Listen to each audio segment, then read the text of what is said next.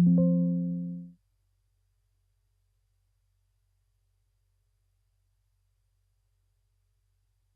right, good evening, everybody.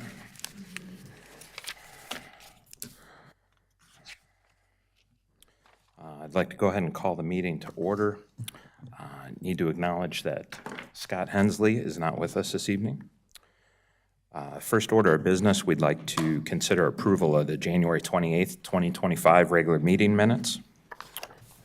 So moved. Second. All right, any discussion on the minutes? Okay, hearing none. All those in favor? Any opposed? All right. All right, for public comments.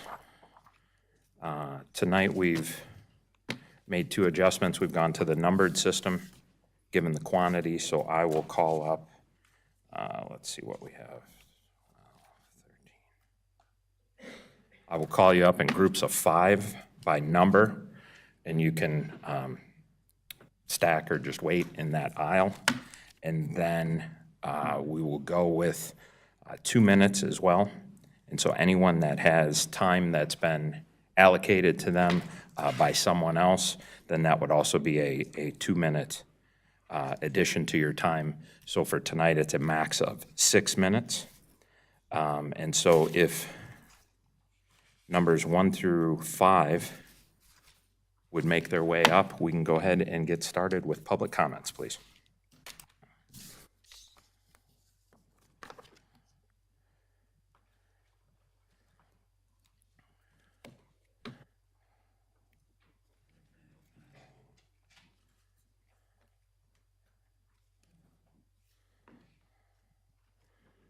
All right, and number 1, Mr. Krug.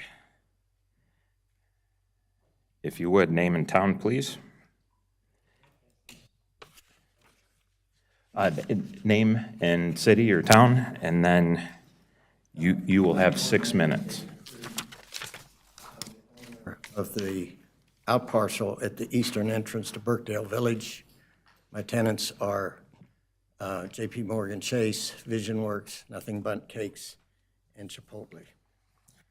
I am protesting the hotel portion of the petition because I think it'll make the existing parking and the traffic problems dramatically worse. And I believe it'll also put my tenants out of business. Out parcels, when they're sold by Burkdale Village, they have no parking. Included in the cost of that out parcel is where they grant the use of the parking as common areas that's built by Burkdale Village. And we pay charges for that. We pay CAM charges for that, for security, lights, et cetera. The declaration and my deed give me the exclusive rights to 39 parking spaces in front of that building and the non-exclusive rights to all of that parking lot in front of my building. If any portion of that parking lot is taken, Jamestown will have violated the intent of the declaration. If they don't remove this from the petition, we'll have no alternative but to take legal remedies. Jamestown wants to take away 109 spaces. I go there regularly, and I'm sure you do too. You can even check on Google Earth. That parking lot is full. Where are all those people going to go? I can't imagine. The 125-room hotel will include parking deck with, as I understand, 91 parking spaces. If the hotel's 80% occupied, that's 100 spaces by itself. A hotel like that would have approximately 50 employees. There's another 50 employees for the restaurant employees and their guests. That's 200 parking spaces versus 91, less the 109 that are being taken away. Brian Richards told me that the median will be installed at that entrance, at our entrance, which will prohibit my tenants from entering the parking lot from its current location. So their only alternative is to go past that location, drive up to the intersection of Townley and Lingholm, turn left, go all the way down past the hotel, turn left again, and go down to what currently is an existing parking lot that they plan to eliminate. There's no way my tenants can survive the lack of access, the lack of 109 parking spaces, and the lack of visibility. You can see from that plan, people aren't going to do that, and my tenants will die. And I have to also say, Birkdale Village doesn't have any consequences as a result of that. In fact, they would benefit, because if my tenants can't survive, they'll go dark, they'll default on their leases, they won't renew leases, and the building will be empty. That'd be a fine time for Jamestown to be able to buy a distressed building that basically is landlocked. I just don't see how anybody could endorse a development that would destroy 4 Birkdale tenants' businesses, their livelihood, and destroy the value of my property as well. Brian and Anthony, when I spoke to them, said that they were endorsing the plan. And I asked them, how can you support a plan that would destroy these businesses and ruin the value of my property? And he said, we don't take that into consideration as a part of our process. How can you not? It's unbelievable to me. Also, there's significant concerns about transparency. Huntersville rezoning requires a complete set of preliminary plans. I haven't seen any specifics. I don't know what that hotel's going to look like. I don't have any dimensions. I don't know if you folks do or not.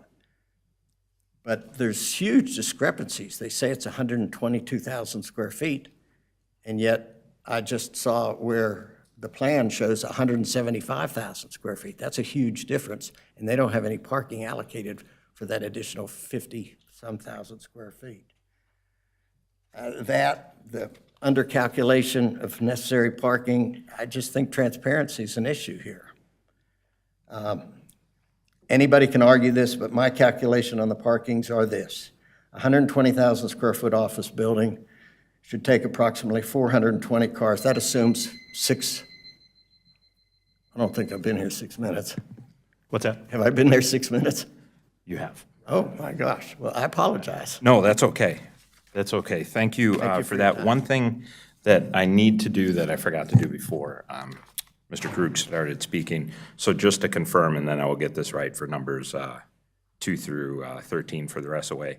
Janelle Schmidt, are you here? Raise your hand. Hi. Chip Bowles? Chip? Yes, sir. Thank you. All right. Okay. Number 2, Errol Genois. And let's see. You will have 4 minutes. Cynthia Mitchell? Where are you? Hi. Okay, sir. Name and town, and then you have 4 minutes. Errol Genois, 8537 Camberley Road, Huntersville. Requirements of responsible rezoning in Birkdale Village. Begin justification of rezoning with fixing the egress problem, that is, going out of and leaving the village by means of restoring the roundabout with a fountain, or at least building the Townley extension prior to any further changes. As a result of losing our roundabout, the village lost much of its charm and more efficient traffic circulation. In addition, ripping out the center of the village, resulting in an overall bulldozing of the center village that included essential parking in front of retail and restaurant venues and contributes to a shortage of parking spaces on the Sanford roadside. Now, therefore, many visitors must walk 2 destinations in the center of the village from the parking spaces on the Barnes & Noble side.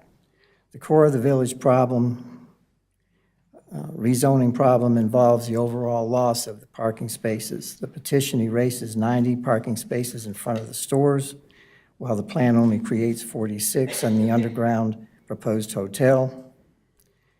The rezoning plan consequently creates 109 parking spaces, which fails to meet the 131 spaces required by the Huntersville formula for a hotel with 125 rooms. The Sanford side will suffer a deficit of 165 spaces with your approval of the rezoning request.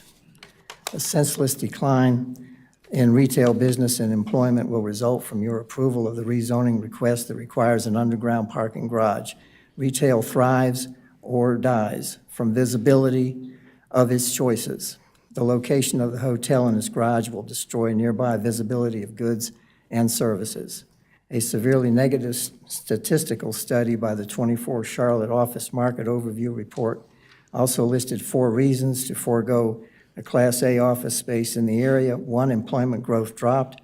2, occupancy declined, pushing vacancy rates to a record high. 3, vacancy rates are expected to remain elevated. And 4, demand continues to lag. With respect to ambiance and charm, no one can seriously consider a rezoning plan that will senselessly demolish 2 parking lots, one behind Apple and the other behind Barnes & Noble. Furthermore, the apartments and offices near the demolitions will face risks during the demolition and rebuilding of the parking decks. More importantly, what happens to the occupants of those buildings during the demolitions and constructions? One must ask at this point, what really is the objective of this rezoning proposal? Seriously ask yourselves, under the currently available information, will the plan produce better traffic circulation, parking, retail businesses, and employment successes, high occupancy rates for an office building, and customer satisfaction? Thank you. Okay, thank you, sir.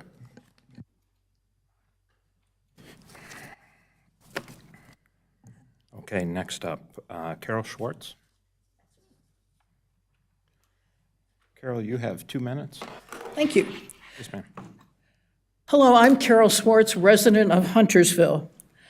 When I was 5 years old, I looked up into the night sky to see Sputnik flying by. Today, in our country, we have 2 men wealthy enough to have their own private space programs. Right? We have truly entered the age of the oligarch. Those who have the money get what they want. That is the heart of the issue at all rezoning decisions, including Birkdale and other issues in this town. We look to government as citizens to balance our interests and the interests of commercial development. I've lived in the golf course part of Birkdale for 20 years now. This is my community and my home. I have long-standing business relationships in Birkdale Village, and I don't want developers disrupting those. On the golf course side of 73, on some days, there is no parking spots available for the Atrium urgent care offices at lunchtime. The developer did what was required. Someone made a mistake. I dispute the calculations on the net additions of parking spots required if the area is rezoned in Birkdale Village. The hotel, office, and apartments are likely to require 350 to 500 parking spots alone. 550 net spots simply won't work. Without adequate parking in the village, we've already seen visitors create congestions and safety hazards yet to be resolved. The additional concerns created in this rezoning should be addressed before this decision is made. I urge you to Mrs. delay Schwartz. this matter. Thank you.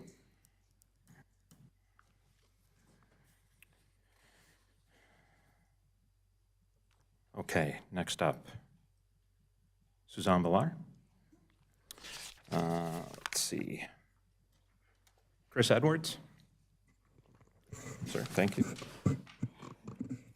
Lorraine Edwards? All right. Ms. Villar, you have 6 minutes. Members of the Planning Board, good evening. I'm Suzanne Villar, and I live at 17130 Bridgeton Lane. Back in 2021, the town approved an RTAP submitted by petitioner's predecessor, NAP, for several major changes to the core of Birkdale Village. That approval was given despite restrictions in the town's own right-of-way abandonment policy and the development standards for Birkdale Village submitted by the developer, approved by the town in 2001, and still enforced today. Both of those documents prohibited the changes that the town permitted in 2021, including the closure of the Lindholm Roundabout, destruction of street parking spaces, and erecting not one, but 6 new buildings on what had been landscaped open space, areas specifically prohibited from any new construction under the developer's guidelines. Yet the town ignored all of those inconvenient restrictions, and the changes were approved in 2021. And by the way, 4 years later, 2 of the Jewel Box buildings started back then, 4 years ago, still have not been completed, occupied, or generated a single penny of tax revenue. Those changes began the cascade of ongoing traffic and parking problems that have plagued the retail and residential areas ever since.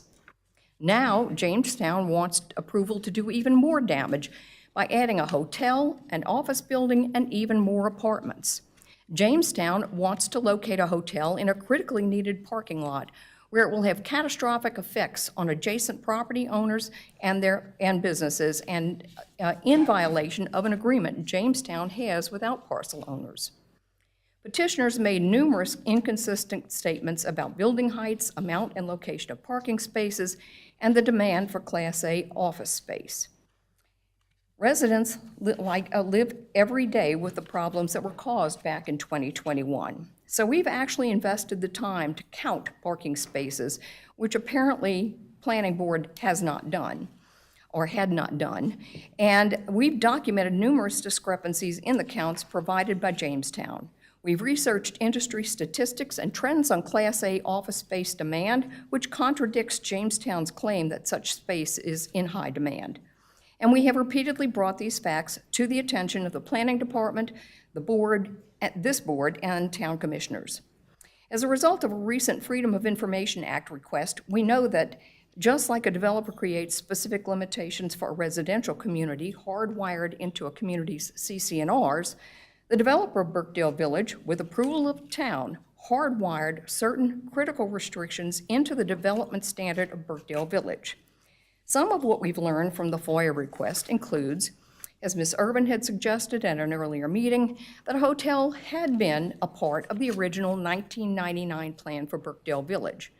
But what Ms. Urban did not share in her comments was that the developer removed the Hotel Conference Center from the final plan that was approved in 2001 in order to shift 60,000 square feet of hotel space to office space. So there is no hotel provision in the governing document in force today. By Jamestown's own admission, Birkdale Village already has 150,000 square feet of office space built out. And the maximum amount allowed under that 2001 approval plan is 160,000 square feet, but Jamestown's already built out 150. So they're only entitled to add 10,000 more square feet of office space. Yet Jamestown is requesting approval of a 175,000 square foot office building, which more than doubles their allowance. Likewise, the developer specified a maximum of 320 residential units to be allowed, and Jamestown already has 320 units built out. They've maxed out that allowance for apartments, but they want more. So the development standards for Birkdale Village don't provide for a hotel at all or any more apartments, and only allows for an additional 10,000 square feet of office space. All of this information is on file with the Planning Department and readily accessible to the planning staff.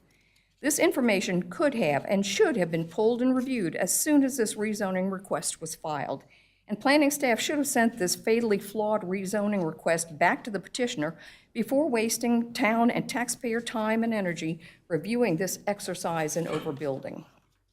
But since the planning department allowed this to proceed, they should have verified all the petitioner's claims and confirmed the accuracy of the many conflicting parking counts made by Jamestown. But the planning staff didn't recognize the inconsistencies or check any of the details on this request. Regardless of any provisions of the 2040 plan or town zoning ordinance, there are site-specific restrictions in place for Burkdale Village that the town was a party to, approved, and has an obligation to incorporate into its rezoning considerations. It's time for the town to step up and do their jobs to carefully review town policies and government restrictions and validate claims and accuracy of numbers made by petitioners before approving rezonings that aren't needed and that taxpayers do not want. Please consider denying R 2411. Thank you. Thank you, Ms. Villar. Julia, I'm sorry, I cannot Cue it. cue it. Thank you. You have 2 minutes. Okay, good evening. My name is Julia Kiewit, and I live on Cranwood Avenue in Huntersville. I want to use the Huntersville 2040 plan as my basis for evaluating the current Burkdale rezoning proposal. Obviously, I cannot be exhaustive in my comments due to time constraints. At a high level, the original intent of Burkdale Village was for it to be modeled after a town center or a little village. Mixed-use developments such as Burkdale, quote, may have offices or residential units on the second and third floor. Clearly, the intent for mixed use here was understood to be 2- and 3-story buildings. This is from the 2040 plan. Also from 2040. The town will guide growth and development in a way that prioritizes quality of life, green spaces and environmental safety, meaningful economic development, and multimodal transportation. Notice what is first in this list, quality of life.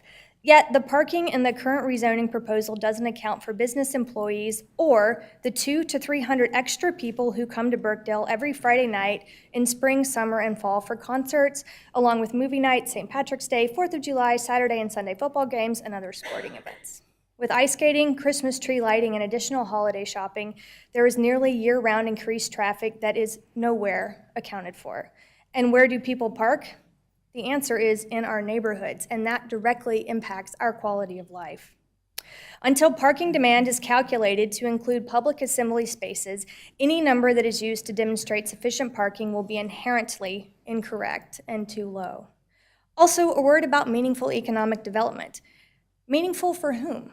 Will the proposed rezoning be meaningful for non-developer-owned businesses whose customer base goes down or away entirely because their parking is taken away?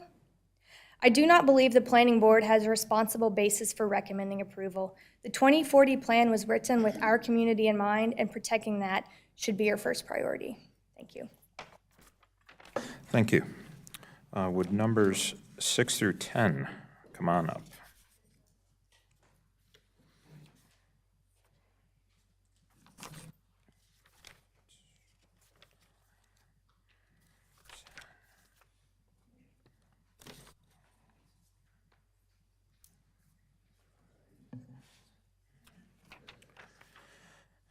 Okay, first up, Dan, is it Ripple? Rapole. Right. Hi, my name is Dan Rapole. I live at 15618 Citronelle Lane in the Burkdale community. I don't have any prepared notes, so I'm going to speak directly to you folks of the planning board here. I've been a resident of the Burkdale community for 22 years. In my 22 years in Burkdale, I've seen a tremendous amount of development, and all positive for the most part.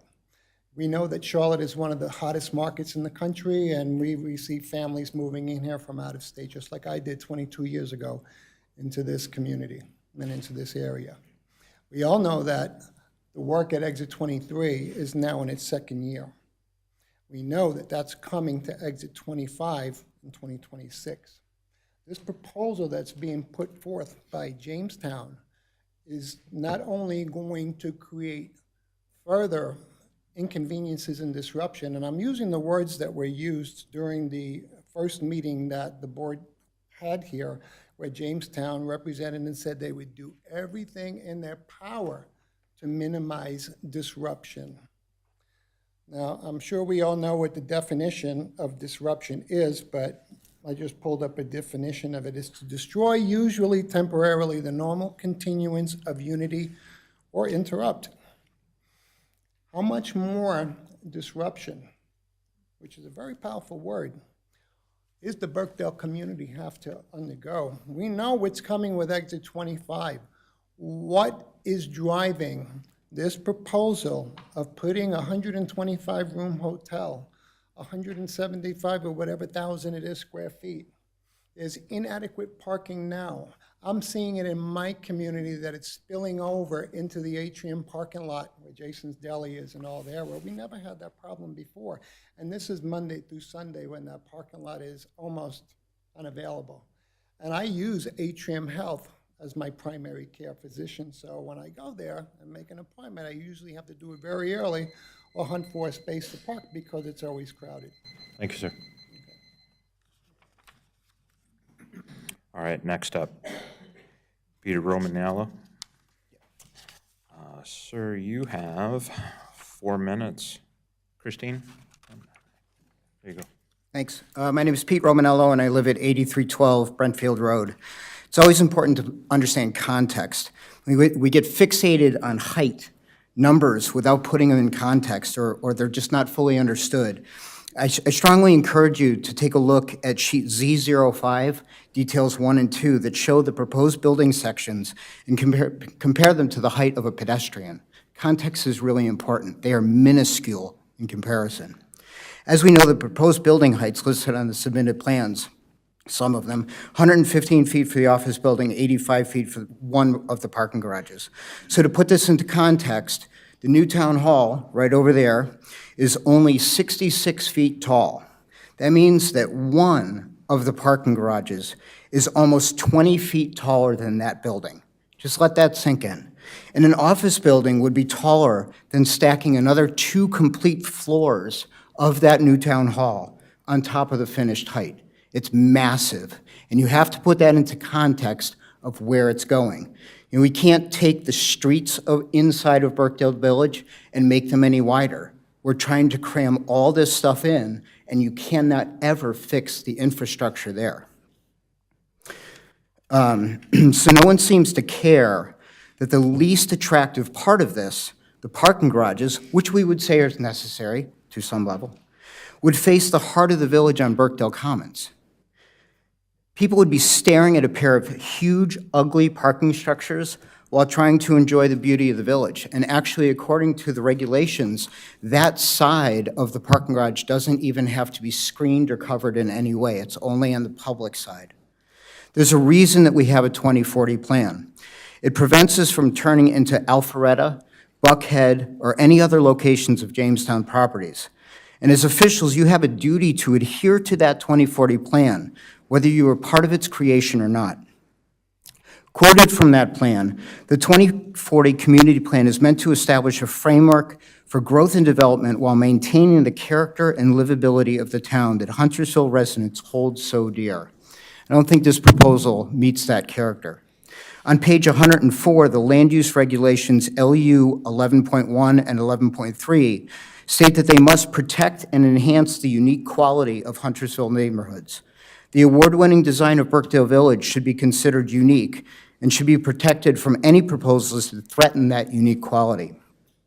And in the Appendix A16 of the 2040 plan, the images that got the most votes for pictures that were representative of the areas that embraced the looks and qualities of mixed-use areas were from Baxter Village and Blakeney.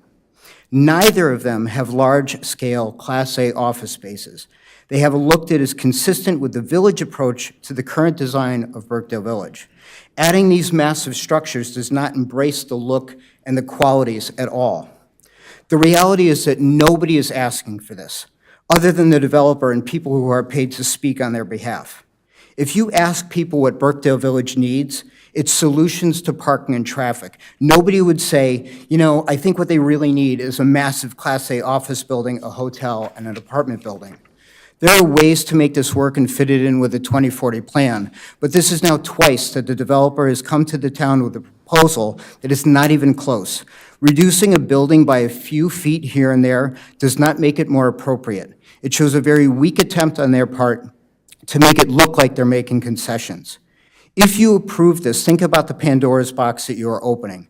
You will have set a precedent that any developer can put up a 100-foot tall building along that economic corridor just because they ask for it. If you do this, you cannot go back. And because Huntersville does not have an architectural review committee, they can build whatever they want. Thank you, sir. Nick O'Shaughnessy. You have 2 minutes, sir. Nick O'Shaughnessy, Parkton Gate Drive, Huntersville. I've got a question for you guys. Why is this town bending backwards to accommodate these developers who seem to want to make Birkdale Village look like Avalon or any one of their other generic mixed-use centres? Birkdale Village is much better than that. It has style, it has texture, ambience, streetscape, and human scale, more than 10 Avalons. Terry Shook, in 1999, designed for the town a unique silk purse of a project. Since then, Knapp and Jamestown, and a couple of other people, have basically tried to degrade it, and it's nothing more than a sow's ear.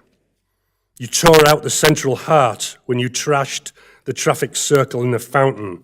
You wrecked the landscaped Parkway Boulevard by ripping out the real grass, replacing it with sheds, a stage, fake grass, and as yet 2 unfinished buildings that have been trying to be finished for almost 3 years.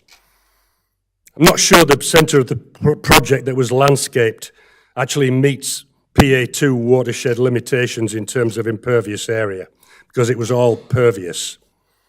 If you blatantly ignore the rules of your own zoning ordinance, which still has a maximum building height of 48 feet, and you propose to accept 90, 100, 110-foot high buildings, the notion of streetscape is totally destroyed. You only have one course of action here, and that's to deny this application. Because if you approve it, the planning board and the planning staff, you've just created a horrendous precedent. And I've been a developer for 15 years, and I know if I was going to come into this town, you'll never be able to persuade me not to build a 110-foot high office building. I'll just say, hey, you gave those guys at Birkdale Village the permission to build 110 and 90 and 100, and it was a 48-foot limit. So you know what? I'm just going to build whatever I will. I'm just going to bully the town and the Thank you, staff, Mr. O'Shaughnessy. get what I want. Let's see, Katie Collins. You are next. Sonia Putnam? Hi. There we go. You have 4 minutes, please. I'm Katie Collins, and I live on 17434 in Vermeer, 2 blocks from Birkdale Village in the Greens. First, I want to thank you, each of you, for your time and your dedication to our community. I appreciate the energy you put into making Huntersville a great place to live. It's my first time here, so I thank you very much. When my husband and I moved from Pittsburgh in 2021 and began searching for a place to live in the Charlotte area, Birkdale Village immediately stood out. The charm, the walkability, the sense of community checked all our boxes. We started out in the Haven Apartments, loving the experience living above the restaurants and the shops. Then when my husband came across a home for sale in the Greens 2 blocks away, we jumped on it. Birkdale isn't just where we live, it's where our neighbors have become close friends, where family and friends love to visit, and where we truly feel part of something special. During our time in the apartments, we watched Birkdale's incredible $20 million transformation unfold. That kind of investment was part of what drew us here in the first place. Who wouldn't want to live in a community that's being actively invested in? But Birkdale is more than just a shopping center. Jamestown hosts and funds over 100 events a year, bringing families from all over Huntersville together for parades, tree lightings, ice skating, concerts, and more. In my experience, this isn't a developer that only cares about the bottom line. They've shown they care about making Birkdale a thriving, vibrant community, and I believe they've done a remarkable job. I'm in the biotechnology business. I'm not in the commercial developer business, but I do know that large-scale projects like this don't happen without serious planning and forethought. Jamestown is an experienced, award-winning, community-focused partner with tens of millions of reasons to ensure Birkdale's success. A project of this magnitude takes expertise, strategy, and a long-term vision, things that Jamestown has proven that they bring to the table.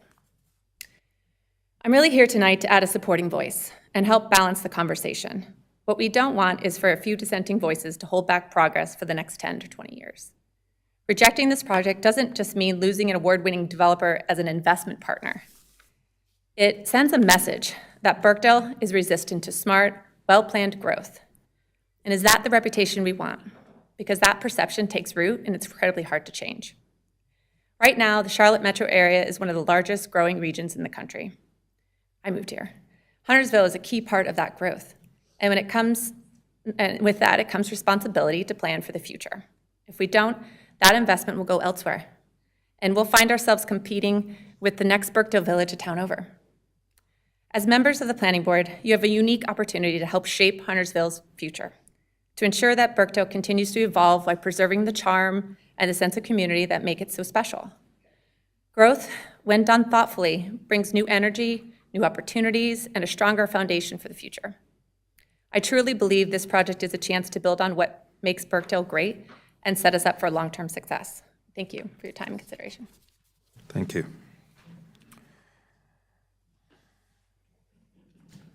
If numbers 11 through 13 would come up. Next up is Peter Tremblay. You have 4 minutes, and let's see, Ben Putnam. Oh, sorry, thank you. Go ahead.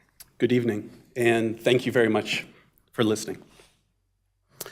Albert Einstein once said, "If I had an hour to solve a problem, I would spend 55 minutes understanding the problem and 5 minutes executing the answer." So I ask you, what is the real problem that we're trying to solve here? I believe I bring a unique perspective to this conversation. I am a retired Navy SEAL commander. I have worked at one of the largest private equity firms in the world. At Panera, I served as the Senior Vice President of Operations, Innovation, and Strategy. And at Starbucks corporate office, I was the Employee of the Year for the entire company. Through all these experiences, I have learned one undeniable truth. Success is not about strength, intelligence, or luck. It's about adaptability. Now, you may be wondering, what in the heck does a Navy SEAL have in common with Birkdale Village? I will, in the next 2 minutes, hope to bring this full circle.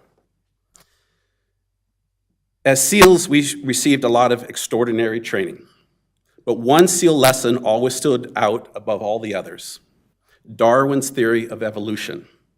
Many people think that evolution is about the survival of the fittest or the strongest. That's not true. Darwin taught that survival depends on adaptability. In the SEAL teams, we lived by a motto: adapt or die. You had to adjust to the mission, the environment, and the unknown, or you wouldn't make it home alive. Right now, we look at Birkdale and see success. Sales are up, profits are strong, confidence is high. So why the heck would we want to change? But what is missing in this conversation, as someone said earlier, is perspective. History is filled with once thriving brands, companies, and communities that failed to adapt. Kodak had the best engineers in the world. They ignored innovation, they didn't adapt. Everyone remembers Blockbuster, 9,000 locations. They dismissed Netflix, they didn't adapt. Everyone remembers Sears. Sears was once the largest retailer on the planet, $96 billion in sales every year. They believed they were too established to fail. They didn't adapt. General Motors, the world's biggest car manufacturer, the symbol of American strength, believed they were too powerful to collapse. They declared bankruptcy a few years ago. So what is the lesson here? No brand, no business, no city, no community, no individual is immune to change. So the reality is this: change is not coming to Charlotte. Change is not coming to Birkdale. Change is already here. Today alone, 100 new people moved to this community. They left their homes, they left their towns, and came here not because Charlotte is stagnant, not because it clings to the past, but because Charlotte and Birkdale is a place of growth, opportunity, and investments. And yet, some are resisting that change. Birkdale does not want the reputation of being unfriendly to businesses. Reputation like that lasts for generations in the investment world. So let's ask again, what is the real problem that we're trying to solve here? Thank you, sir. All right, next up, Eric Willoughby. Eric, you will have 4 minutes. Taylor Judge? Hi. Go for it. Good evening, guys. Now, I want you to remember what these two sides are asking you to do, respectively. One side asks you to freeze, to stop. Do not let this grow anymore. That is what the opposition asks. Now, if you will, imagine with me you're in a garden, a beautiful garden, full of many different kinds of flowers and different forms of species, and you stopped watering it. Yeah? For a couple days after, the color would remain. The flowers would still live. But as the days go by, petals fall off, they decay. It dies. That is what happens when we don't water our garden. Our town is our garden. The developers are our water. The businesses are our water. What the opposition is asking you to do is stop you from watering our garden. They are asking you to not allow our town to grow, to change, and to adapt. What I am asking you to do is to adapt, to change, to be open to new ideas. You know, one side says, well, you're building a brothel. You're allowing prostitution. Crime will go up. You will be unsafe. That is not logical. That is not based in fact. It is not sound reasoning. The other side is the developer. They say, we want to bring business to your town. We want to bring success to your town. We want to bring change. They come to you with reason and with logic. They have poured time and effort and money into studies to prove that this is the right thing. They have brought you the facts. The other side brings you fantasy. So I ask you, fact or fantasy?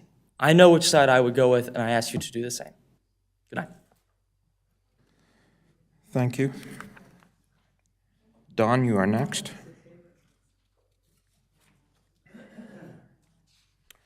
Ms. Snow, you will have 4 minutes. Gail Jackson? There you are. Okay, I'm Dawn Snow. Good evening, Planning Board.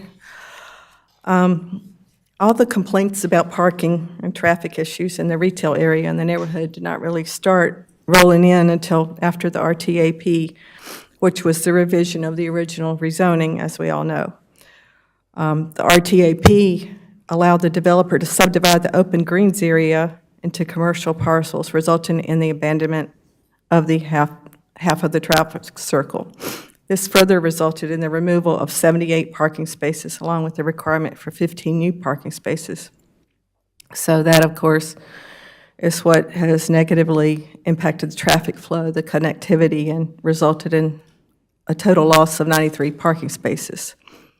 Upon reviewing the recent FOIA request of the original rezoning documents and the revisions, the 2020 RTAP should have never been approved to allow any building at all in the Central Greens area, which was the focal point of the village. And as of today, 2 of those buildings are still unfinished. The recommendations by the planning staff and planning board to approve any of the RTAP project and subsequently abandon the right-of-way was a failure on the part of the town. From what I can tell, it looks to be a huge violation of the Birkdale Village development standards attached to the original rezoning and the Huntersville right-of-way abandonment procedures. And it resulted from not reviewing and carefully considering these historical documents and procedures. These problems today could have been avoided. It seems the developer created the problem in order to offer the ultimate solution that Tim Perry of North American Properties said they would come back with, but with unrealistic conditions.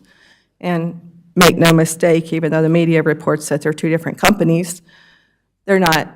Some people have that confusion, but Jamestown acquired North American Properties and all their employees.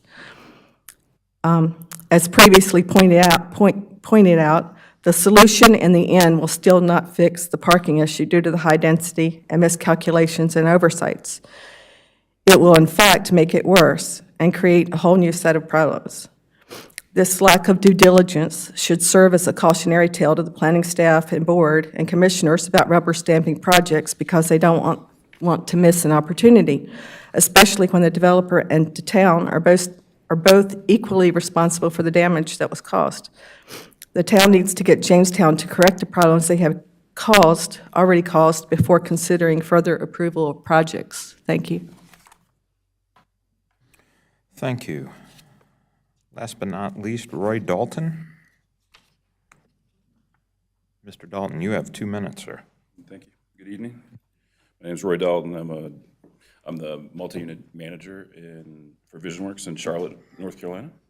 I stand before you excuse me, this evening to express my strong opposition to R 2411, which seeks to rezone approximately 12.36 acres at 8710 Lindholm Drive.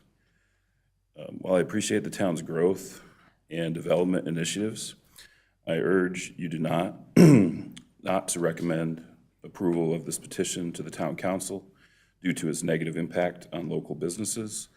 Specifically, the reduction of parking spaces is essential not only for the VisionWorks store and our customers and patients, but also for our neighbors, Chase Bank, Nothing But Cakes, and Chipotle.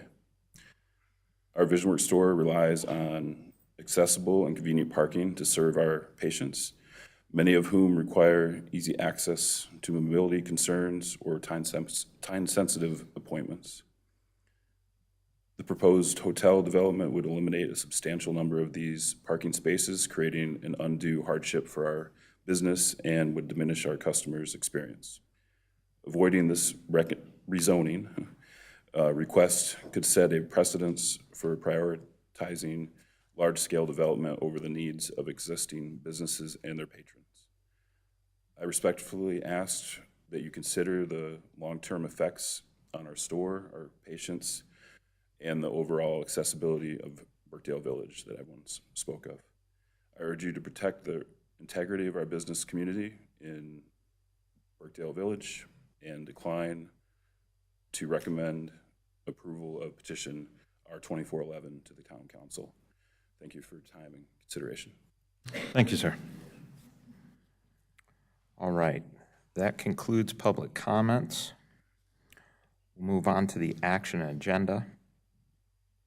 First item on the agenda, we'll consider a recommendation on petition R24-11. So that's a request by DDRTC, Birkdale Village, LLC to rezone approximately 12.36 acres located at 8710 Lindholm Drive. And that's to take it from Highway Commercial Conditional District to Highway Commercial Conditional District for commercial hotel, office, and multifamily uses. Mr. Chairman. Yes, sir. I'd like to recommend recusing myself. I have a conflict of interest with this. Okay.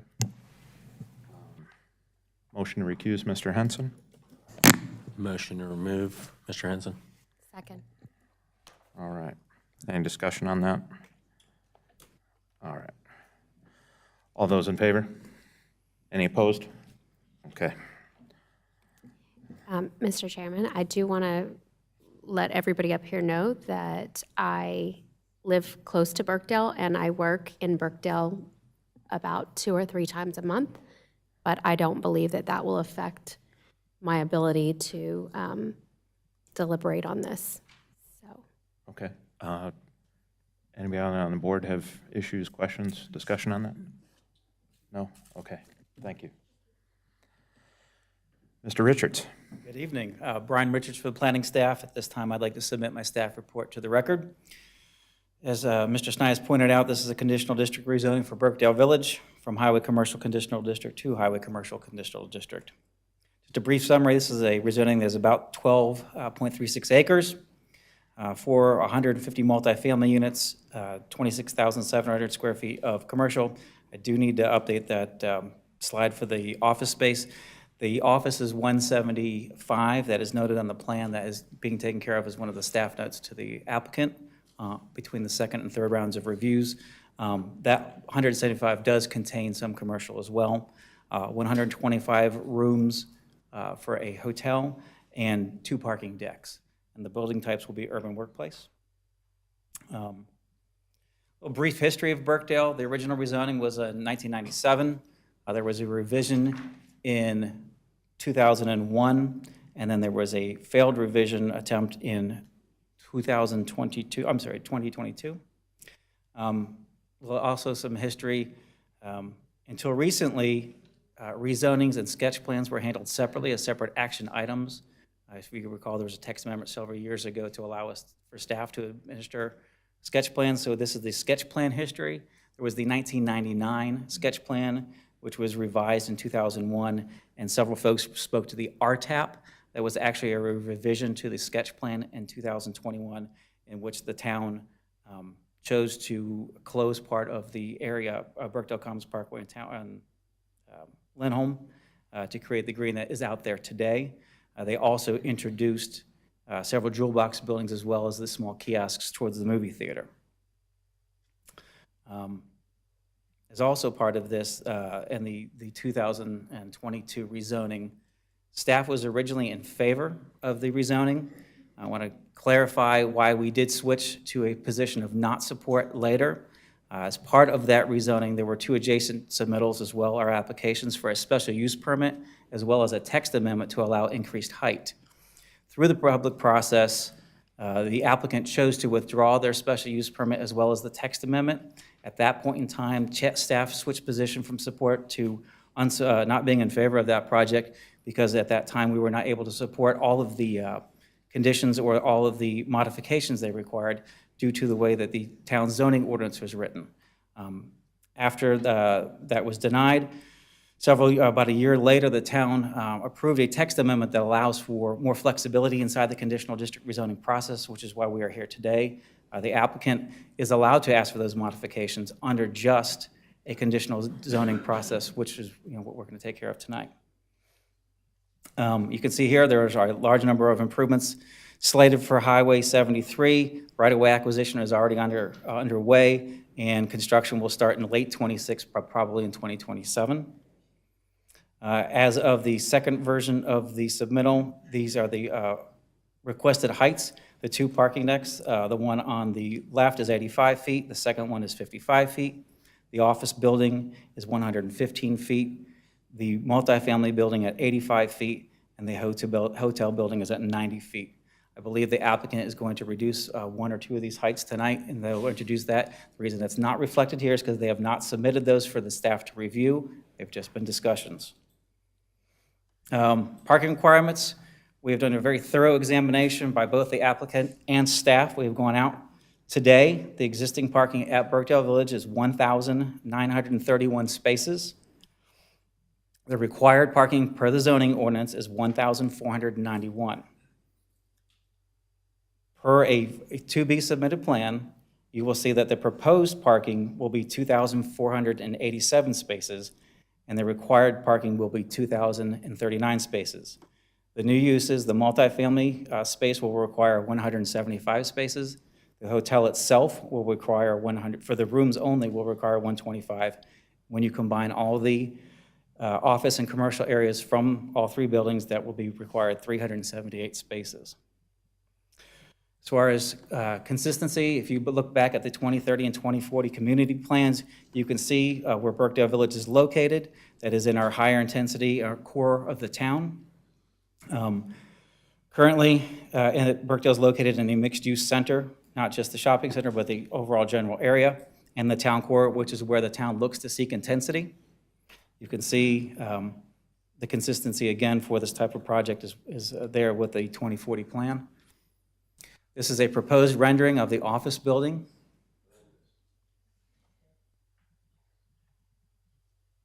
This is another potential rendering for the office building. This is also a potential rendering for the multifamily building that has commercial and retail downstairs with the units upstairs. And then this is a potential rendering for the hotel, which again would have some internal restaurants and those types of things, and the applicant can speak to the specifics of that. When we look at the 2040 plan, there are some inconsistencies with policies LU 5.1, 11.1, and 11.2. There are a large number of policies that this project is consistent with. I won't read through all these. You guys have these in your staff report. Planning staff is in favor of this with some agreements to from the applicant to participate in the Townley Bridge project, as well as the Sanford Road pedestrian bridge project, and to address all outstanding comments from staff and DOT. And I am here to answer any questions you may have. The applicant does have a presentation for this evening, and let me know if you want to wait for questions with me or you want to fire away now. First, thank you. I think we'll start with questions for you. Sounds great. And actually, I'd like to start. A couple of the folks that spoke during public comments, and then you brought it up here about the RTAP. That wasn't going to be my first question, but there was reference to whether our abandonment policies were followed. Can you give any clarification on that? I can assure you that all public advertising was adhered to by the town staff, both town planning and engineering. We advertised in the local papers as well as the Charlotte Observer. Signs were posted for the required number of weeks, and the town board did take action in a public setting to abandon that right away.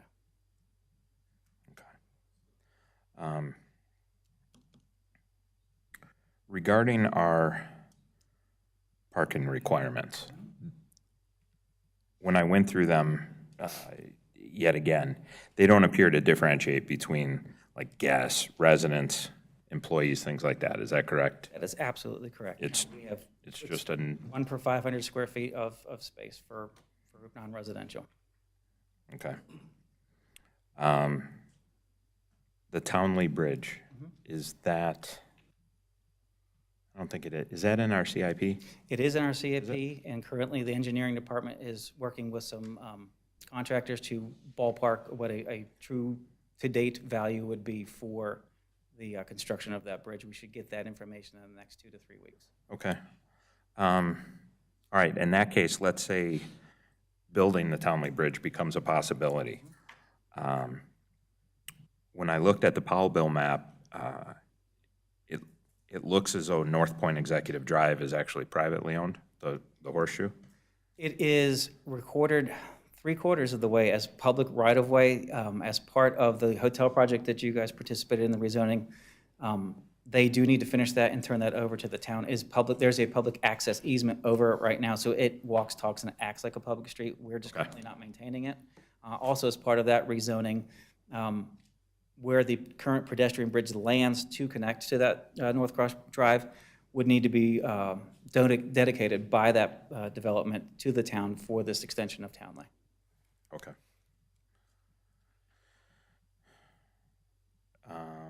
Regarding the pedestrian bridge over NC 73. Yes. We don't know where that's exactly going to go yet, do we? We kind of I close. can ballpark for you. Let me just see here real quick. It will be in this vicinity right across here. What's not shown currently on this DOT map is the new development where the Burkdale driving range previously was, but that pedestrian bridge will connect where their greenway ends and over to Burkdale Village where the greenway ends as well. Okay. We got renderings last night of that, and the project looks very well. But of course, we do have a grant, and the county and DOT are all going to participate in that as well. Excellent. So the hotel, Right now, I believe it's slated for 125 rooms and approximately 3,000 square feet for a restaurant and bar. Correct. So by our numbers, that's 131 spaces. It looks like, I also read where there's approximately 10,000 square feet of meeting and event space. Does that not count the same as an ancillary use like the restaurant and bar does? It does. So again, that if they do install that event space, they would require to have, you know, the associated parking. Oh, okay, all right. So in that example then, if they went with the, say, 10,000 whatever, then that's another 20 spaces due to the ancillary use, okay. And then last question for me, the town engineering summary. Yes. I'd indicated, of course, a median should be necessary along Lindholm, just north of 73. Correct. That's right in this area right here. Yep. And so to turn in that current access drive, I guess we'll call it, that exists right now, it's roughly off of 73, 225, 250 feet. Correct. Up that way. And so if that median was to be built, can you explain who would be responsible for that, given the way the TIAs are working out in this specific scenario? Sure. After speaking with Mr. Trott and the police department, that median is required. It would be needed today, given the current circumstances, without the rezoning. It's an unsafe condition. It's too close to Highway 73. Once you widen Highway 73 and we add additional lanes on Townley here, or on Lindholm, the public would install that median. As part of the rezoning package, that is an outstanding comment from the engineering department to the applicant that we are requesting that be installed. Who installs that, we will work out the details later, but that is needed today without the rezoning. Okay. All right, thank you. Other questions for staff? Go for it. So just going back to the parking really quickly, the parking zoning ordinance, that is a town of Huntersville ordinance, not a county ordinance, correct? And when did we come up with those? Do those get updated, or is it? It's been in place since 1996. We do have low parking minimums. Part of the reason is for environmental issues, seasonality, those types of things. What you do see across the country now are towns and cities getting rid of parking standards altogether and leaving it straight up to the market to determine park what you want. We do treat people the same. We do feel there is a responsibility right now that you do have parking minimums, but they are low. Typically, what you see in any normal retail shopping space is 4 per 1,000 square feet. That's tied into leases and those types of things, but we just want to make sure there's a basement that they can't drop below. Part of our town ordinance, if we go into TOD districts, we do have parking maximums that stops the ceiling. You do see a lot of cities going to parking maximums now as well to encourage multimodality and those types of things, especially in transit-oriented areas. So we are kind of in the middle when you look at it nationwide where we are. I think we're doing a good job. We don't require people to put parking where it's not needed. Is there a parking problem here at Birkdale? Absolutely. I would argue that these are good problems to have. Those folks want to be there. How they solve it, that remains to be seen. So you talked about, transit, multimodality or whatever. Is that the town's responsibility? Is that the developer's responsibility? Where does that ball lie on getting more people there with less parking spaces?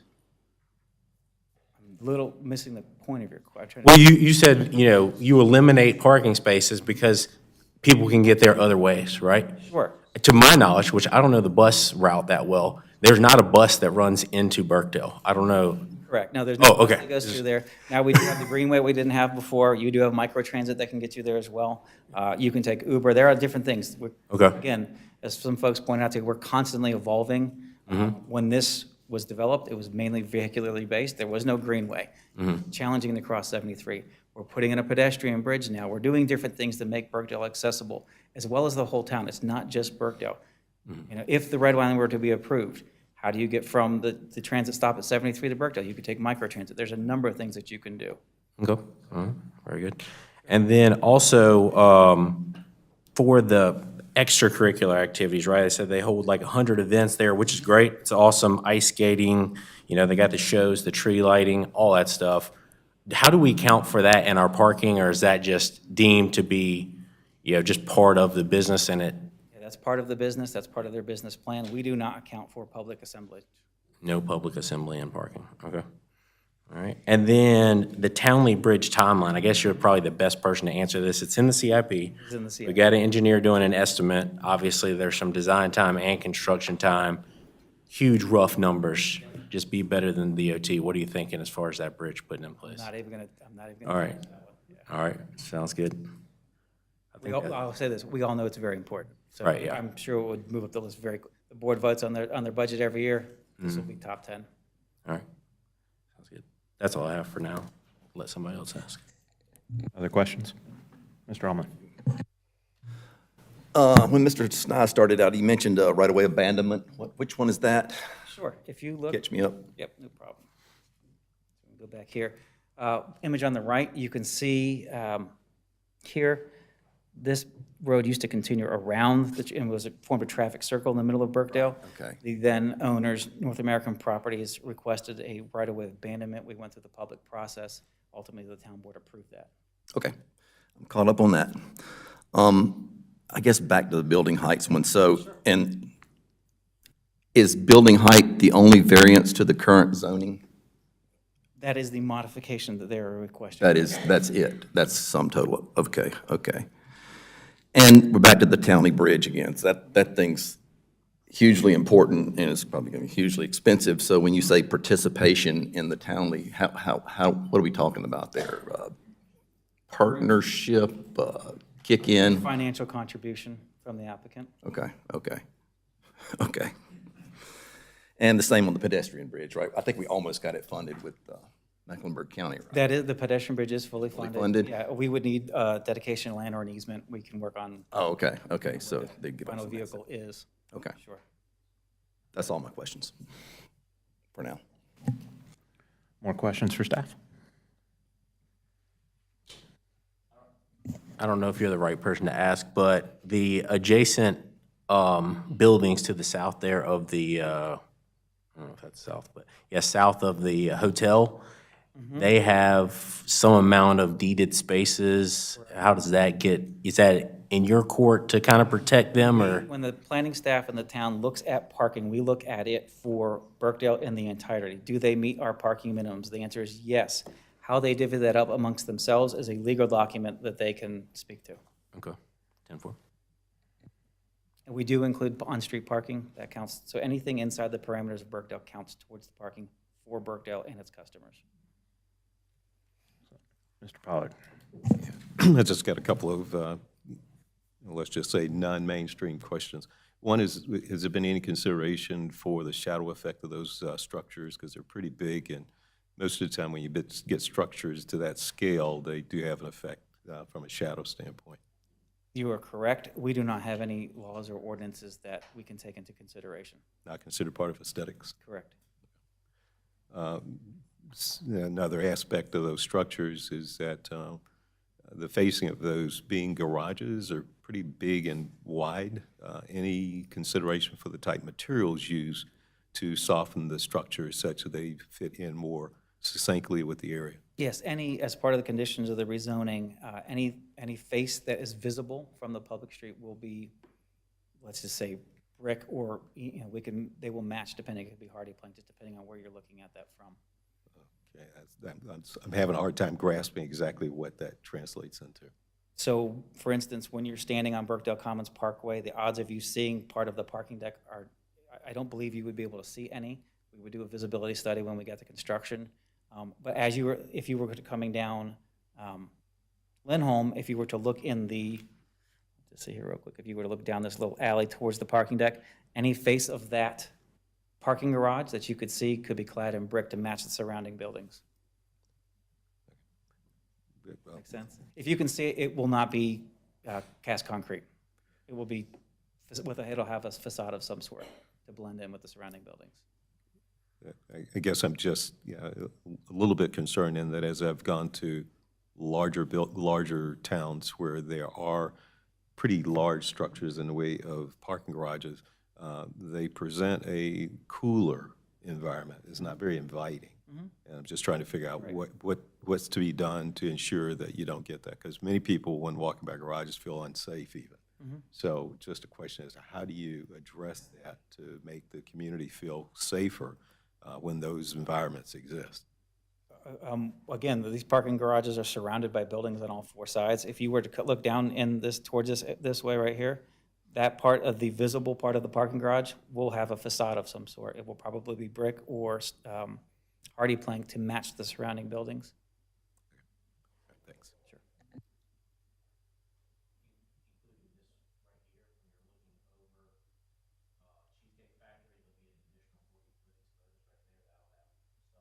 Again, if you were able to see that from the public street, the public sidewalk, then yes. If you're not going to see it, if it's below that visibility angle, no, it will be concrete.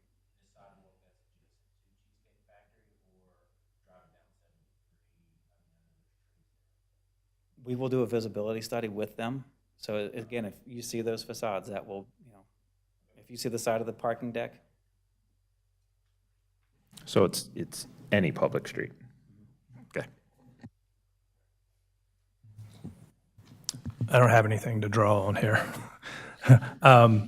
The atrium, Jason's Deli lot was mentioned a few times.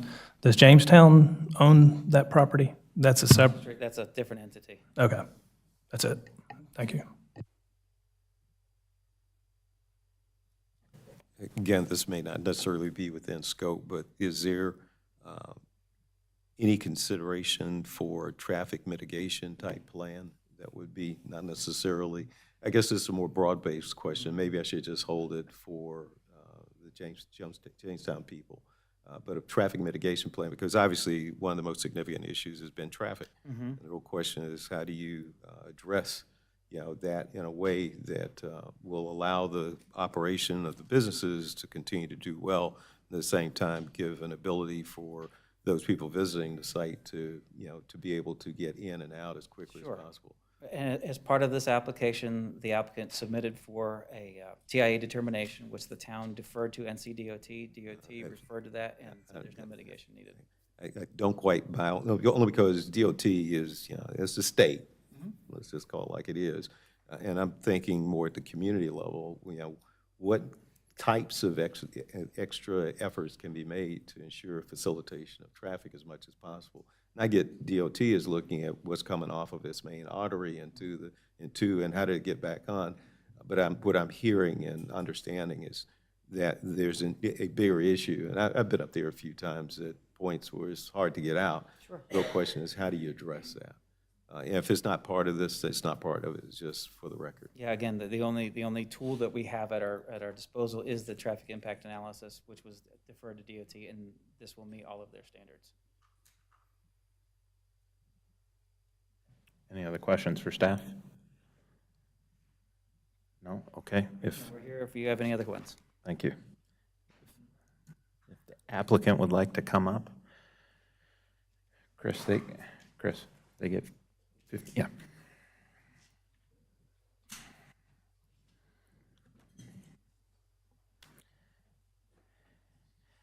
And anyone on the applicant team that ends up speaking, if you would, the first time that you address the microphone yourself, if you would just name and city, I would appreciate it. And as you're used to, you have 15 minutes for your presentation. Thank you very much. Susan Irvin with Irvin Law Group, 19726 Zion Avenue, Cornelius, North Carolina. I would like to introduce the Jamestown team who is here tonight. Francis Bond is the Director of Development and Construction for Jamestown. Mike Lant, Senior VP, is here also. Tess Falava with W&A Engineering has done a great job on our plans. We are working to submit our third set of plans after our discussions with planning staff, and we hope to have final comments and submit that this week after we receive any additional comments from the planning board. So we have already shared those with Brian, but we wanted to get additional comments from the planning board. And then Robert Irvin and myself from Irvin Law Group. So happy to be here tonight. I'd like to ask Frances to go through the initial slides and introduce herself in Jamestown. Sorry. Nope, you're fine. Frances Bond, Atlanta, Georgia, Jamestown. Just a little bit about Jamestown. I know we're kind of new to the area. I have been at Jamestown for 14 years. Can y'all hear me? I've been here for 14 years with the firm. We are a 40-plus company, global company. We're a vertically integrated design-focused company, and we really focus on placemaking, community gathering, which is kind of in our DNA, and really that ground plane, in addition to a lot of our other product types with retail, office, mixed use, and adaptive reuse focuses. We acquired North American Properties, I think a few folks have mentioned, a few months ago, last October. These are some representative projects, again, just to get you a little bit more familiar. Optimist Hall down the street in Charlotte. Ponce City Market is a 2 million square foot adaptive reuse project, former Sears Roebuck Distribution Center for the Southeast. Raleigh Iron Works, you may be familiar with Chelsea Market in New York, Ghirardelli Square, San Francisco. Those are all us. This has been mentioned a few times, so I won't dwell on it. But yes, we really, again, that placemaking ground plane is really part of what we do. We feel that creating these community hubs is something that is really important on all of our assets, and we do focus on that component of it, and that investment in the community, both, all of these things. We really feel it is synergy. It is a synergistic relationship with all of our tenants as well. It helps everybody. It brings people in, creates a gathering place, but then all of that also then creates success with all of our retailers. Thank you. The ICSC award, I just want to note this really quickly. So when the first iteration of Birkdale came out about 20 years ago, it won this award. It's a global award, one of 8 that are given every year globally. 3 last year were given to projects in the US, and Birkdale Village won that. And so I think this is just a reiteration of the commitment to excellence and quality, and again, that community component. We feel that this planning proposal is just kind of our next step of investment in this community and in this town. Welcome to this one. Yep, you've seen some of these already, so we'll go through it quickly. The parking deck, kind of in the forefront, as mentioned, that is, or in the back front, that is wrapped on all sides. That would replace the existing 2-level deck. Deck B would also replace the existing 2-level deck. That would be a 4-level deck. The residential just in front of that, 150 units. The Class A office building just south of that with ground floor retail, and then the hotel that we've spoken about as well, 125 rooms. This might address a little bit the question that Commissioner Pollard had about or Mr. Pollard had about the location of the parking garages. That's a little bit more 3D, and you can see that they generally do surround those decks. And to Brian's point, anything that would be visible would have additional architectural elements clearly defined in the development standards in the proposed application. This gives you a little more information. And the things to highlight here, as there's been some discussion on, so office building was at 115 initially. That's been brought down, again, through these meetings and different conversations we've had, to 100. The 175,000 square feet, just to clarify, so the 122 is the usable area that is rentable for office. It does not include your cores. It does not include your lobby. It does not include your restrooms. It does not include your stairwells. So that is how that is broken up. So 122 there, 13 of the ground floor retail, and then that remaining 40 or so is kind of the amenity, the fitness, things like that, that are part of the building itself as part of the 175, but not rentable space. The Resi is at 85, and then the hotel we also brought down from 90 to 80. this.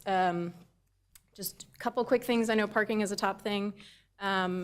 Provided today versus required by code today, we are overparked by around 440 spaces. What we are proposing with the rezoning request, and as required by that rezoning request, also overparked by about 440 spaces, and then just showing that the net new spaces we're proposing is 556. As mentioned, I know this is something that we're continually refining and walking spaces just to get this 100% correct. That's right. And one thing I do want to mention is that, that the new spaces, unlike the retail, restaurant, and residential uses that are there now, which require parking in the existing decks and the surface lots on evenings and weekends, these additional 396 new spaces in the parking deck, there will be no office demand for those in the deck when the workers aren't there. So that actually provides more public supply during peak hours. And I think another thing is that Jamestown is intending to provide parking for employees, and I think Francis can speak to that later on. Yep, I'll speak to it later. I don't think I need to go over the community plan too much. I think Brian did a great job of talking about the mixed-use, high-intensity growth area, the number of policies that really are supported by the 2040 plan. This slide really talks about kind of the nature of the mixed-use center and where this is, what it's surrounded by, and really what it's intended to be. And I think you'll see Birkdale incorporates so many of the qualities of the mixed-use center. One of the questions that was asked was about the transportation. And to Brian's point, the expansion of 73 will be from 4 to 6 lanes. So it's a 50% increase in capacity of 73. That's scheduled to start in the fall of 26. So we did speak with some of the representatives at NCDOT. That stretch of highway in front of Birkdale Village currently sees 30 to 40,000 cars daily. So the capacity for 73 will be increased from 4 to 6 lanes. They are adding a 3rd lane also coming out of Birkdale Village, and the improvements will be a synchronized street, which makes the traffic flow more efficient. That goes to, I think, another question that was asked about how that coordinates with the construction and what can the applicant do. This slide really talks about the project timeline. We have more detail about that if you'd like to get into that in the appendix. But basically, the project wouldn't even break ground until 2027, and that would just be the parking deck. And once the parking deck is completed, then the office and the hotel construction would commence. And that really addresses some of the questions about the traffic and where will people go while that construction is happening. I think one of the important things that a mixed-use node does is provide community benefits. This particular one and this proposal, it really aligns with the 2040 community plan vision to support Huntersville as the most livable community. These qualities, there are a few of them in some mixed-use centers, but I want to point out some of the elements of this project alone. 10 attainable residential units are included. The same finishes, and they would be available to important community members that we want to be able to live in our community since they work here. Also, as I mentioned earlier, the dedication of land for that greenway connection to the pedestrian bridge over 73. There are green building options also that Jamestown considers and studies and tries to incorporate into their projects. EV charging stations, in addition to, the community spaces and a full-service hotel with those kinds of accommodations, which we don't currently have. Economic development, I have to say, probably the most important one is that Burkdale is the #1 taxpayer in Huntersville based on the town's financial audit. The approval of these improvements would ensure the viability of Burkdale on into the future. As mentioned earlier, all of these additional economic development benefits, a $200 million direct construction spending and over 500 construction jobs, but in addition to the taxes that are being paid now, another $200,000 a year just to the town of Huntersville. That does not include the additional part of the tax payment that goes to the county. New resident and worker spending, all of those things, and then most importantly, having Class A office, which then attracts more high-quality business to Huntersville. We've talked with the town about parking solutions and considered these, and that was the most, I think, prevalent comment at the community meeting was looking at some options for a better parking situation in the adjoining neighborhoods. And I have one add to this. As of last week, we are starting to implement a new process in the short term, which will be to provide additional parking for employees. So we are listening. We are trying to adapt as well as we can. And that would be of providing that parking for the employees in the residential decks during the day, and once constructed on the top floors of parking deck A. One of the things that has been mentioned is the need for Class A in Huntersville. There are just numerous articles. There was a broker's letter that was also provided to the town board and the planning board, which we can provide to you. Compelling need for a Class A office. And I think Brian has already gone over the design perspectives. This is an important slide that kind of shows the progression of height from the residential to the office, a distance of 852 feet. The star that you see there is a vantage point right there at that intersection, and this superimposes the office building onto this. This was done by Tess Falava at W&A Engineering to give us a perspective on what the height of that office would be and what you can see from that vantage point. I did not have time to go into one of the things that was mentioned. We do have more information about the parking details. There was a discussion about the declaration. I just want to say that the recorded declaration for the out parcel gives the out parcel owner the non-exclusive right to use the parking spaces adjacent to the out parcel building and 2 rows on the other side of the drive aisle.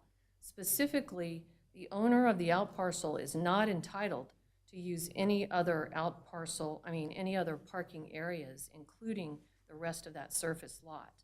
Now, that's the recorded document. This is the deed to the out parcel, which says the same thing. And this is the map that shows this is the only area that the out parcel owner and their tenants are permitted under these documents to use, and they're shared with Burkdale. And I can talk about that if anybody wants to. I do have a few more minutes. This is a graphic that shows how those spaces will be retained.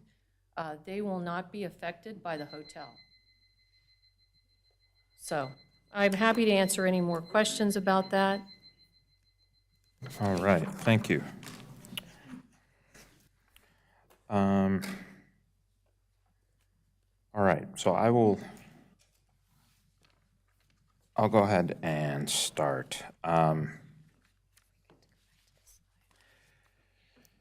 Jamestown has a lot of properties. How do you handle such in-demand parking elsewhere? It's a variety of different ways. It's pretty site-specific. So where we have mixed-use assets, we do a lot of study. We actually have our own growing parking group within the company to study all of this, because it is a little bit dependent on geographic location and use on the particular site. We have, a lot of our mixed use, though, does benefit from shared parking. And so where we have a residential use that may or may not, maybe pre-COVID, left a little bit earlier, left throughout the day, came back, we're seeing softening of that, but that still is the case, especially with the return to work mandates that are coming across the board to the office. And so finding a more shared approach has been incredibly successful. So what that means is Resi leaves during the day, office folks come in, office folks leave, Resi comes back in, and then retail and entertainment and everything else is kind of sprinkled in throughout. And so we have had really, really great success doing that and not trying to reserve a lot of spaces. Where we have locations near a lot of public transit or belt lines, for example, at Ponce City Market, which is a larger scale than this, we have between 25 and 30% of the folks coming into the property come in by foot via our belt line, by foot or by bicycle. And so, you know, benefits to that infrastructure along our properties are really important to us because they benefit the overall asset from the transit standpoint. The more people we can get into the property via pedestrian or less vehicular means benefits kind of everything there. And so we've seen benefits on that side as well, where the geography works to that, if that makes sense. Yeah.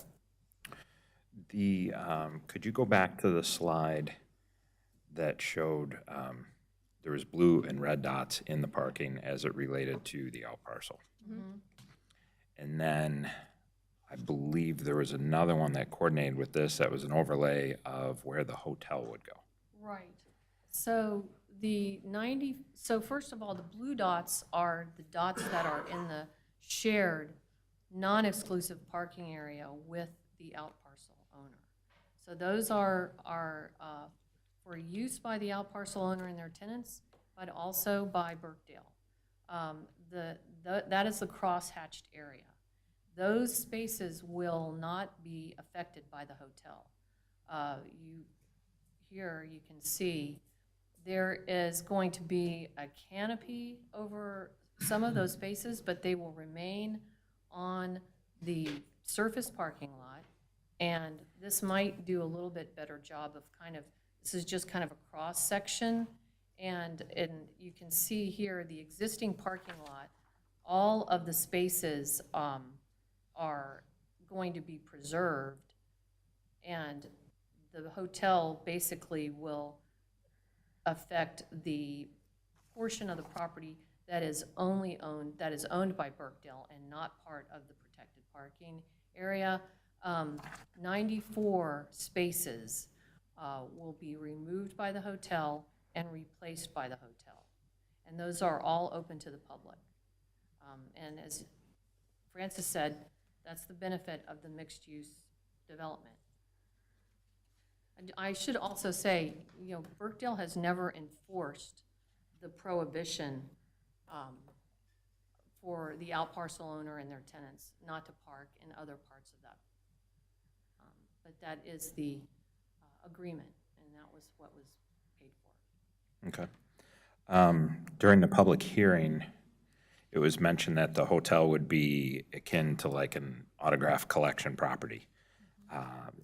Has Jamestown actually engaged in discussions with Marriott? We have, Or is it- so we're not speaking of any particular brands. We're leaving all of that open. We have had conversations with a variety of different folks, which is why I was trying to be very careful not to do it with any specific brand. We have had high-level conversations, but not with just one.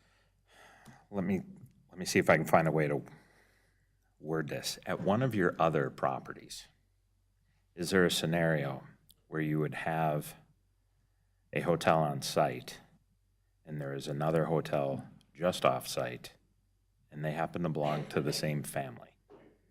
Can you think of one of your, and I'm not quizzing you, I don't know the answer. I'm just asking, can you think of a scenario where that exists? I cannot think of a scenario where that exists. I would, I think the question is, it depends on the type of hotel. If the that's fair. Yep, the brand. So a brand, you have to get anything in the hotel world, you have to get signed off on a brand incredibly early, and they dictate what level you are allowed to have in that particular market. So if they are already in that market, the only way that they would do something adjacent, likely, not to speak for them, would be to be of a different level than what they already have in that market. So if they have a limited service hotel that's very close, That's right. that would not prevent them from putting in a full-service hotel. Correct. On adjacent property. Does that answer your question? That's fair. Regarding the parking structures, what's the rationale behind parking structure A being 7 stories and parking structure B being 4 stories?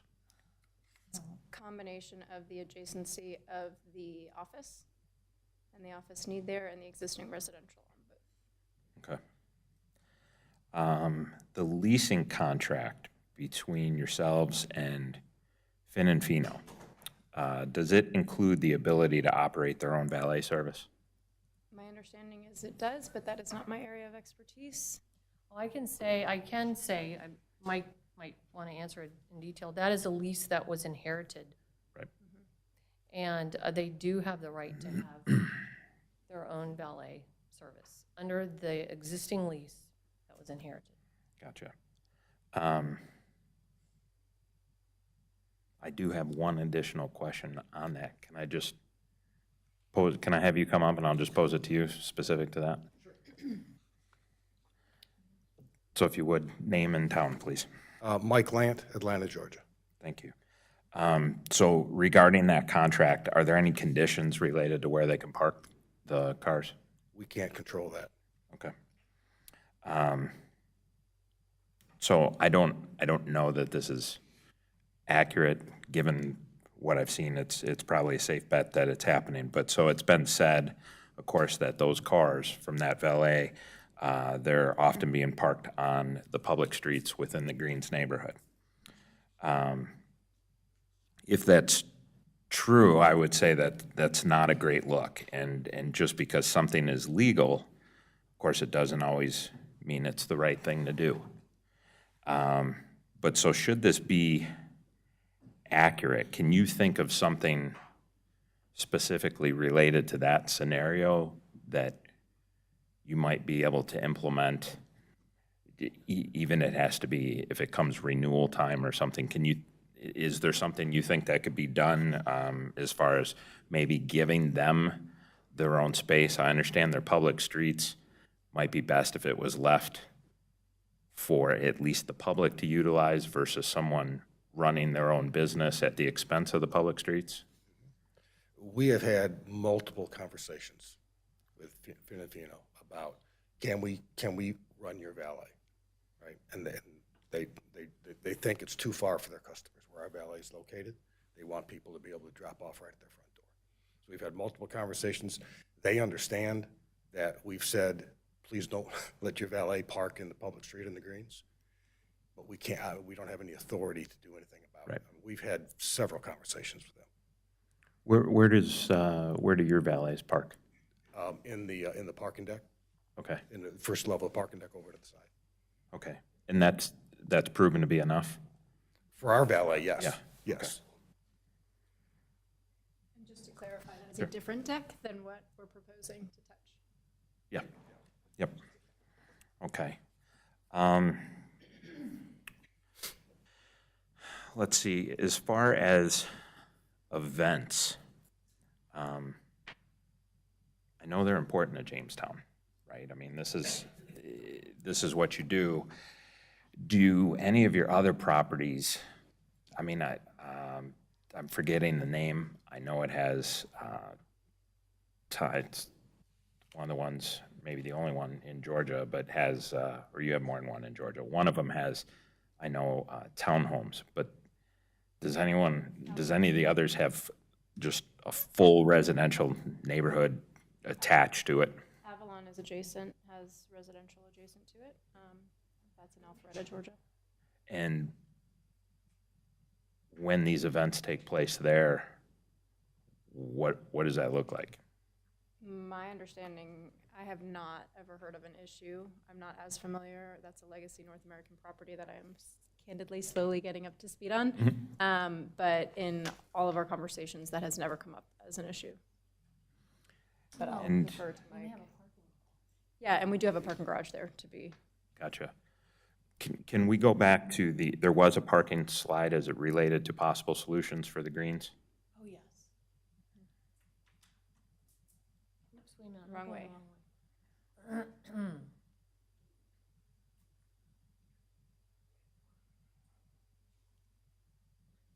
Sorry, well, it was further than I thought. Oh, there it is. There we go. So within the greens at Birkdale Village, they're all public streets.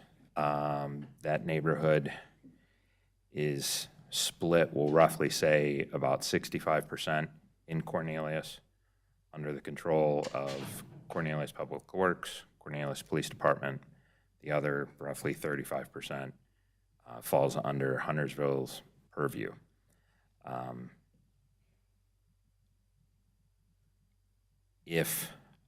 Let's assume, based on this list, let's assume everyone is parking correctly and they're public streets. If an emergency vehicle can fit through in that scenario, then at least in my conversation with Chief Graham here with HPD, nothing can be done. When I look at this list, if we go no parking on one side of the street, that will certainly help ensure emergency vehicles can get through, which I can very much appreciate. That does seem to be a potential interference is not the word I want to use, but to keep it going, sort of an inconvenience is what I'm looking for to the homeowners there. And again, the police support. What were the thoughts as far as cameras? That was based on feedback from one of the meetings that we had relative to a request for cameras. I think that was particularly in the parking deck, maybe? Well, I think that it Or was. just down the street. And I will say, we've had a good number of meetings. And I will say that we've engaged with the city staff on these, trying to find solutions. We've engaged with the chief of police. We are happy to pay for signage. We are happy to help out and help find a solution to help resolve it. In the past, and I ask this if for no other reason, I've never gone to one of your larger events. You should. I You're going to get a personal invite next time. It's a little much for me, but thank you. At these past events, have you applied for a road blockage on Lindholm to keep people out of the greens? I don't know on Lindholm. Yep. May I ask? I didn't introduce Maureen is on Maureen. our I team. should've. That's okay. Sorry. That's okay. Maureen, I'm so sorry. Hi, go ahead. Name. Hi, Name and Maureen town. Hi. Smith, Huntersville, North Carolina. We apply for the road blocking and we communicate with HPD. We provide them with the map. The way we block is to get people up and into the parking decks. And then so they can still enter the property, but then have access out. So HPD does approve our road blockage when it comes to those large-scale events. Gotcha, okay. I wanted to mention another thing is that, going back to the 3D image, if the parking, once parking deck A is completed for a community event like that on a Saturday, to the point that I was making is, when it's not being used by the office, unlike the current parking situation, there'll be the additional 396 spaces that are, currently there's 141 and 537 total in that parking deck 396 new spaces. Those are spaces that you don't have now because there are not that many office users. Okay. All right. I have a few more, but I'll pause for a moment. Other questions for the applicant? Go for it. About the street parking, this is probably a staff question, may come out of clear blue skies. In many cities, and even I think Huntersville has a restricted parking by permit only. Is that, or is that not possible with the adjacent community, and thereby allowing for towing to be done? That is something that was explored by Engineering and Public Works, and they haven't moved forward with that at this time. They tried to coordinate with the HOAs, but I am not aware of any, we don't do that anywhere in town. There are other communities that do that. We'd have to check into the legality in North Carolina. Different than other places. Charlotte does. I mean, you know, if you park on my street and it says no parking between 6 and 12 p.m. or 12 a.m., you get towed. It's at your expense. Again, we could set limitations. Message gets out once those There are a lot of different things, and like I said, we are exploring with the HOA on one street, parking on one side only. Nothing's, been come to fruition, with those folks yet. Also think, let me just add, I think one of the reasons when we talked about that, the concern was that that would apply to everyone. Correct. And there are people who live in the neighborhood who park on the streets during those times. That was the concern that the town had. I think that was one of the concerns. Yeah. Because you can't say, if you live here, you can park here. That was what they said. Correct. That was the thing that was illegal. Yeah, by permit only, it's just that. You've got a permit in your window shield, you get a chance to park. You don't have a permit in your window shield, which means you're not a resident, then you don't get a chance to park. That's kind of, I was wondering about that, because Yeah. they do that in college campuses. Yeah. Again, I don't know the situations in Charlotte. I do know it's something, we would need to explore. And I would defer to Jacob and Emily about the legality of that for permitted parking on public streets. Can you please go back and explain again why the parking lots in A and B are so different? If the main reason that people are upset is parking, it seems like you would want them both to be as big and available as possible. Sure, I mean, I can answer that from a commercial real estate attorney standpoint. That's half of my practice is commercial real estate, and the larger parking deck might cost $20 million. And if you are funding that, whether it's an investor partner or whether it's a third-party lender, they're going to want to make sure that you have a stream of income in terms of rents that will support the cost of that $20 million parking garage.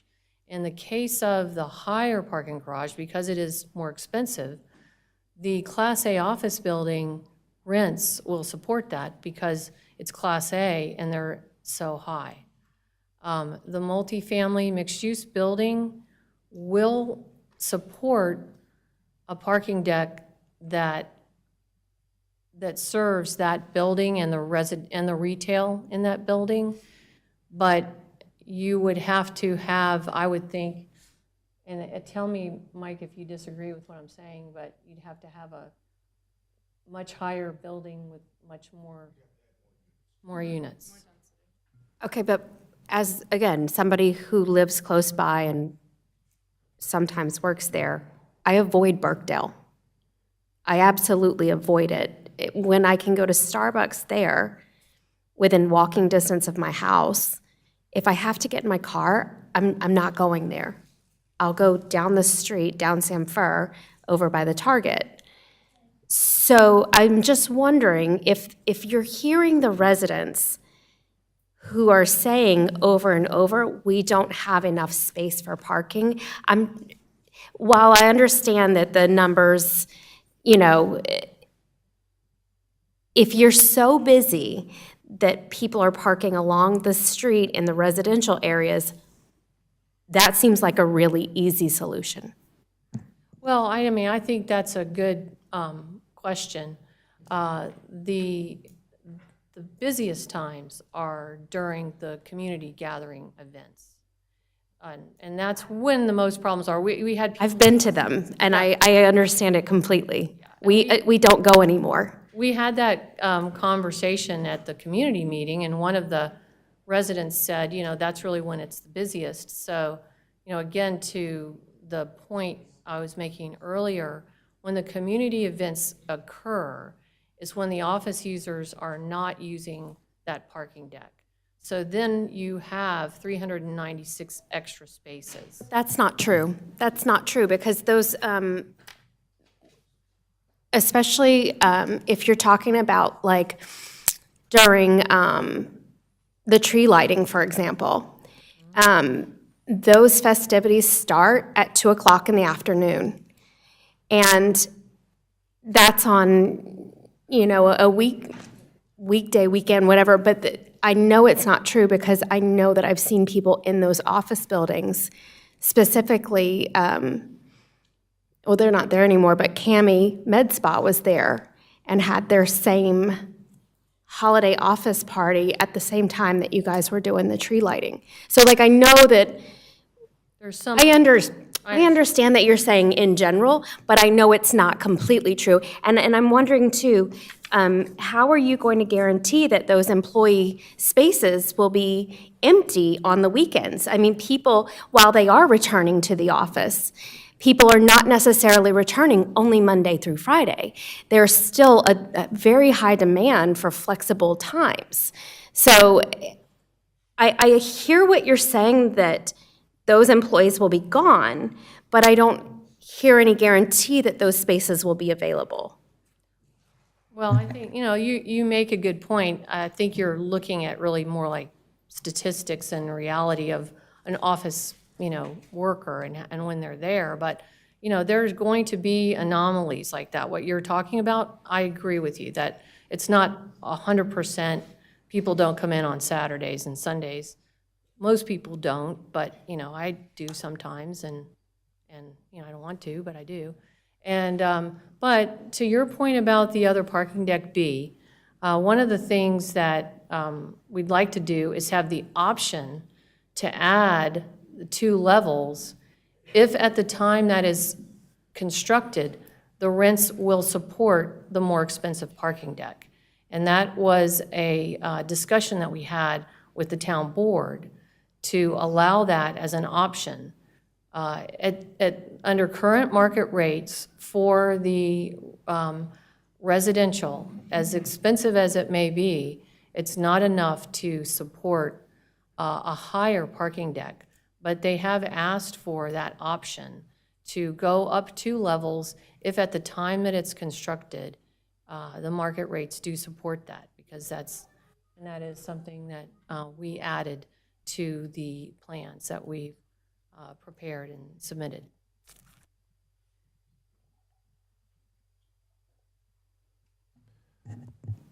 Need my glasses.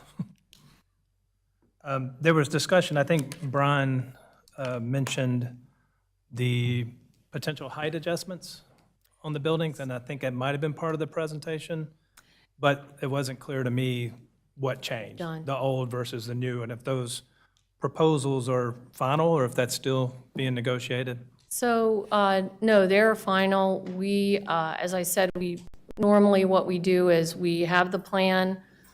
We've made the changes that we've made based on the second round of comments from the staff and the public hearing, comments from the commissioners, and then we'll take comments tonight and then finalize the plans and officially submit them. But we have submitted them and discussed them with the planning staff unofficially. The change in the height, the office building was originally 115 feet high, and that was something that was brought up and discussed, particularly with some town board members.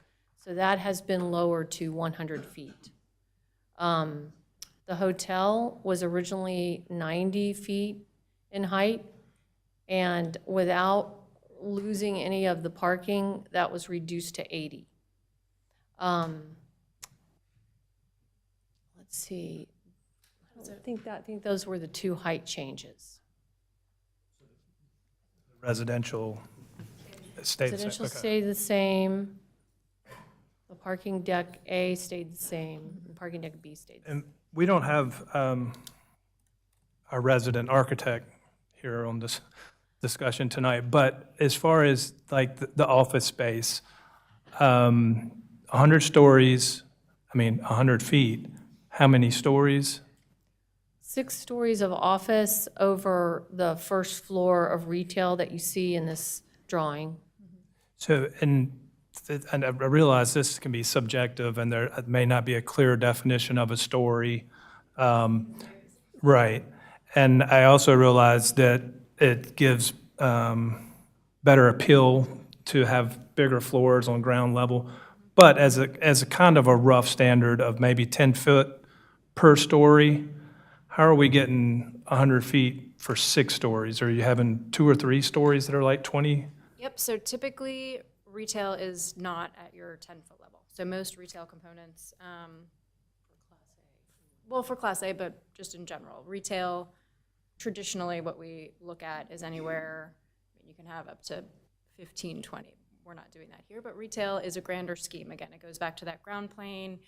It's a different feel, it's a different place-making opportunity there, and so that first floor is often a much taller floor. It's usually in the 12 to 14 range, again, sometimes 16. That has a little bit of play. You're also dealing with grade. There's a little bit of grade change here north to south, and so that's taking that into account as well. The typical office floor, so residential is typically at your 10 to 11 foot per floor per story. That is just typically based on the type of construction. Your assembly factors into that, which is your floor plane, how all that's built up. Residential, again, back to like the 10 to 11. Office is higher. It's often 12 to 14. It depends on building type, depends on your HVAC system. It depends on a lot of things. And so what you want traditionally, again, Class A office, any office, you want 10-foot clear. So once you make those decisions with the HVAC and how much ductwork and what that size is going to be, that dictates how much additional interstitial space you need in your ceiling on every floor so that that is hidden above a ceiling. If you look at other types of building, I'm probably giving you way too much technical detail, but if you look at different types of building systems, that also dictates the structure, which dictates what that needs to be and what each floor assembly will be. Any floor assembly could be anywhere from 6 inches to 12 inches, depending on what material you're using, construction material you're using for your structure. So it's meant to give flexibility there. Okay, yes, yeah, that answers. And for parking, deck A is kind of being driven by the office space. How much is, like during business hours, are they the whole 100% of the park? No. So in terms of usage of that deck? Yes. So the ground floor of that deck, which exists today, and tell me if I misspeak on any of this, but the ground floor of this serves the retail today. That will all still continue to be retail. The existing residential that wraps the existing deck will also still park in here. Right now, we're targeting that on level 2, but that really could be at any level. Level 2 is just because there's an easy connection to the existing residential. The floors above would be open to both retail and office and flex. And so we would be, I don't know the number off the top of my head because there's too many numbers, flying around, but it's those upper levels are shared between office. Maybe if I ask, and you're answering it, but ask it slightly differently. And I know you probably don't want to speak in hypotheticals, but hypothetically, if the office building wasn't there, what would be the size of deck A? I would need to reevaluate it. We can go back and look or test. I think the question is if you were not going to build the office building and it was going to remain first floor retail as it is now? If you were still going to have deck A without the office building, I'm assuming it wouldn't be the same height. You would not be able to afford to pay for levels 3 through 7. Okay, so that basically, would the remain office as is, today. the office space is affording the deck A. Even though other uses will be there, they go together. Okay. Just for reference, in today's dollars, a parking space is roughly between $30,000 and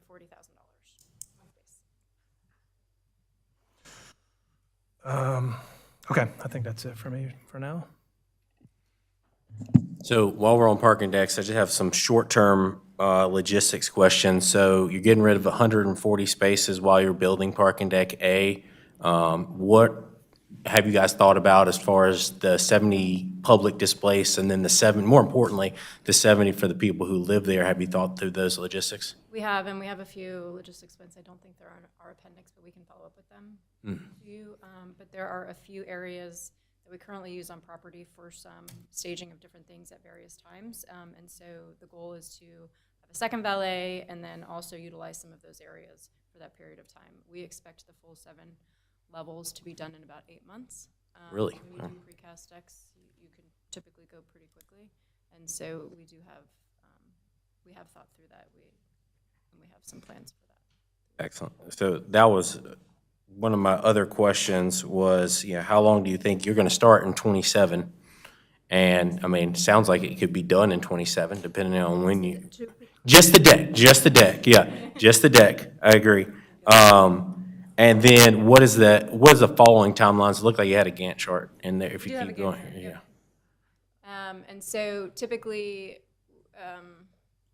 we would want to, I think we had mentioned the office and the hotel would run semi-parallel. There'd be a little bit of a phased start, but we would do all of that, get all of that kind of stabilized, get everything on that whole side of the site stabilized, and then move into multifamily. Right. Which you would do deck B first.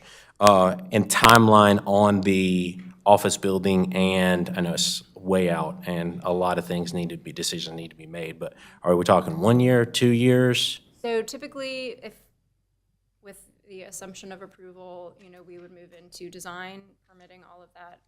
We would focus on the deck first, just by the natural phase of things that gets up. The design and permitting for office and hotel would likely be 6 to 8 months, roughly, after the parking. And so there's, again, everything's a bit of a staged Right. approach. Actually, don't quote me on that permitting, because I don't want to speak for the town on that. But then you go into the actual construction, which I think Right. is really where you're asking. That would take 18 to 24 months typically. Yep, for both 2 of years, those, right? with a So staggered we're approach. in 2030, 2031. I'm just trying to get the timeline so I can relate it back to the NCDOT project, right? So that's what I'm really trying to do is DOT is supposed to break ground in 26. We could argue whether it's going to be 27 or not. How long is the 73 widening slated to take? Well, under their plan, I think it was like a year and a half or just this portion, so. Yeah, You that's remember- correct. It's about that, 18 to 24 months, but 2 to 3 years, they're going to find some surprises. Right, yeah. So let's say 3 years, right? So it should be opening up, all full lanes 2030. Right around the same time as we're saying the office and the hotel would be opening up, plus or minus 12 months, right? All right. That's fair. Okay, I just wanted to work through all that, so everybody knows that timeline.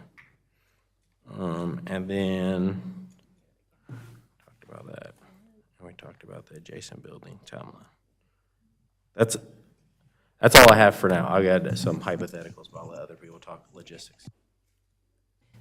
I think really most of my questions have been answered, but the only thing I keep, the 3D, if it comes back up, it's really circulation, one way to get everyone into the spaces and to make it flow, just because there will be such a lot of people will go into work between 8 and 9, or there'll be a lot of movement then.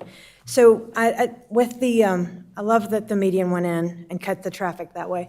But let's just say you're a guest at the hotel. And so the first thing you would want to do is get straight to the hotel room. So you would really want to stop the people from really going into this, I can't remember the name of this road. And you would want to really go to the main entrance. So would there be like a signage or some way, because the building accepts guests really on the other side. So, yeah, so there's, just to make sure that's all thought through a little bit for that That's really going in, yeah. And then what about, another question was, so you said something about your valet, but there will probably be a valet at a hotel as well, right? And so they'll have parking underneath that hotel specified for them? 2.5 to 3 levels, depending on which elevation you're looking at, of parking below the hotel. So there would be some sections there. That is, I will say, just in general, valet is an evolution, not what you asked, but it is an evolution. We've learned it with the valet that we have on site now in terms of where your peak times are, which areas you need to use, and so that is the plan right now, as that if that needs to change, we would adjust as needed throughout it, but yes.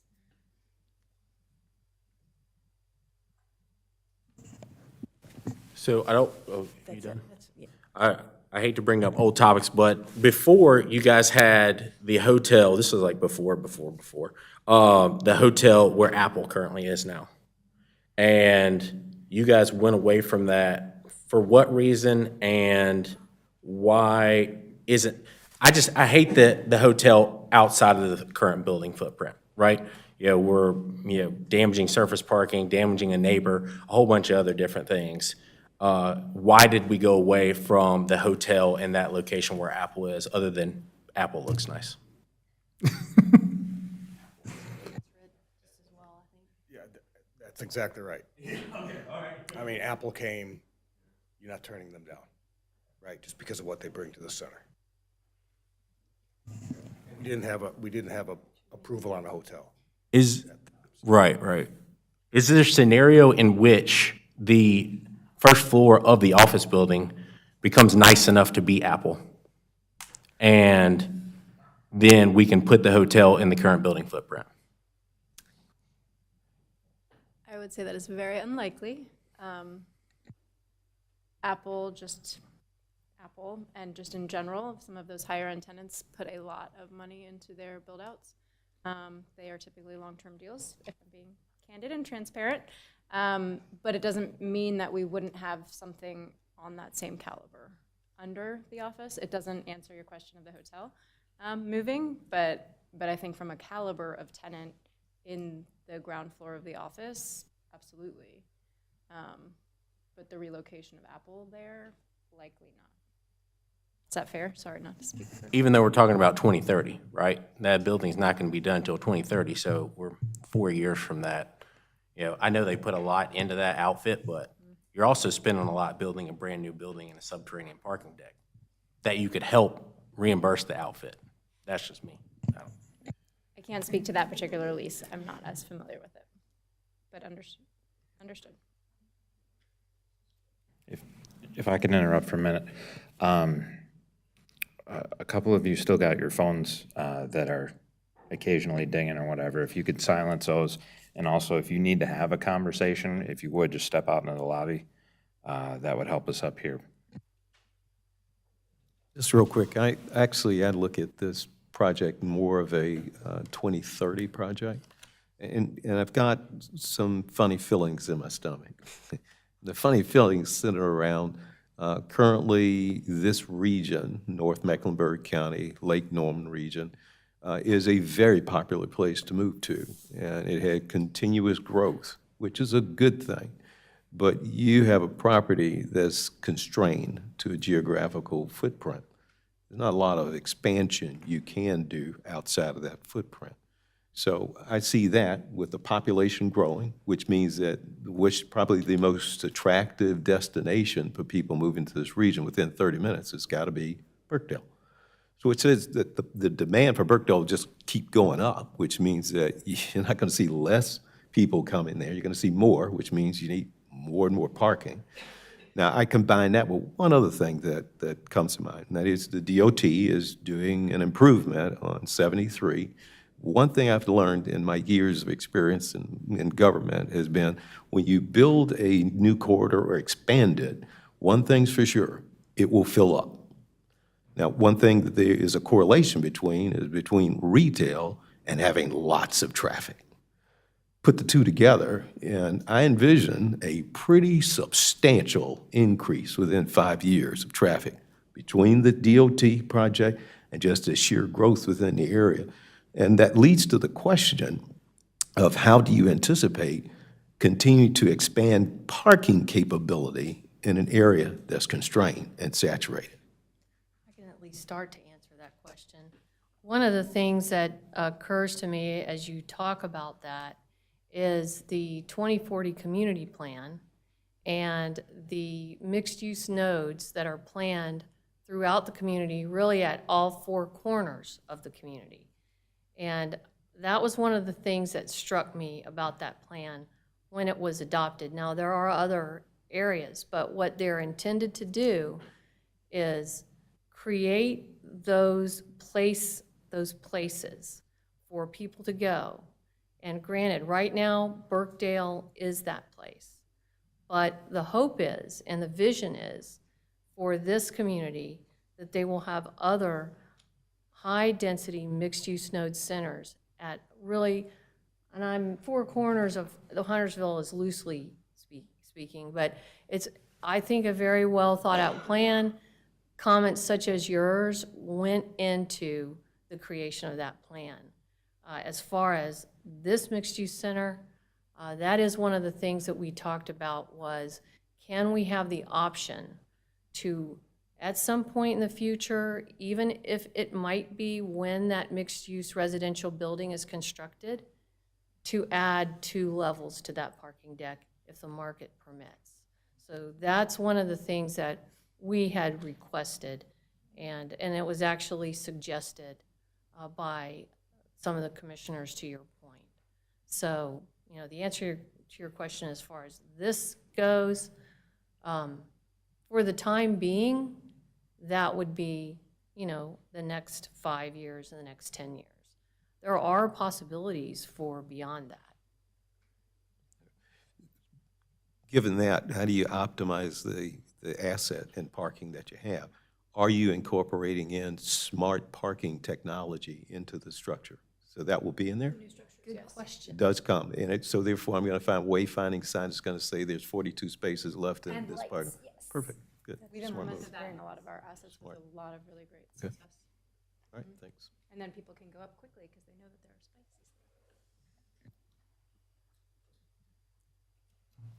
I've got a few.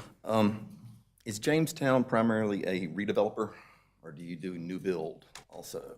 We do both. We do, I would say, probably 80% of what we do is adaptive reuse or existing assets Okay. that we stabilize, but we do also do. Okay. Okay. Have you heard of North Lake Mall? No. It could use a zhuzh. The slide with Mr. Krug's property on it, can I look at that again in the 39, 37 parking spaces? So, and I understand that there's all kind of parking around the hotel and under it. But I'm just wondering if it's first come, first serve. He's got no right to it. So is there any, are you inclined in any way to mitigate some of that and maybe vest him with some rights in a few of those spaces so we don't actually choke out his businesses? Is that a consideration? Do you want me to answer that? I mean, normally what happens here is that the owner of the out parcel will contact the developer of the project and on behalf of their tenants and discuss these kinds of options as a negotiation. So I'm not involved in that at all. I'm a land use attorney. I do know that the out parcel owner's litigation attorney has written a letter. So far that those kinds of discussions haven't happened, but that's normally what happens. Okay, okay, thank you. I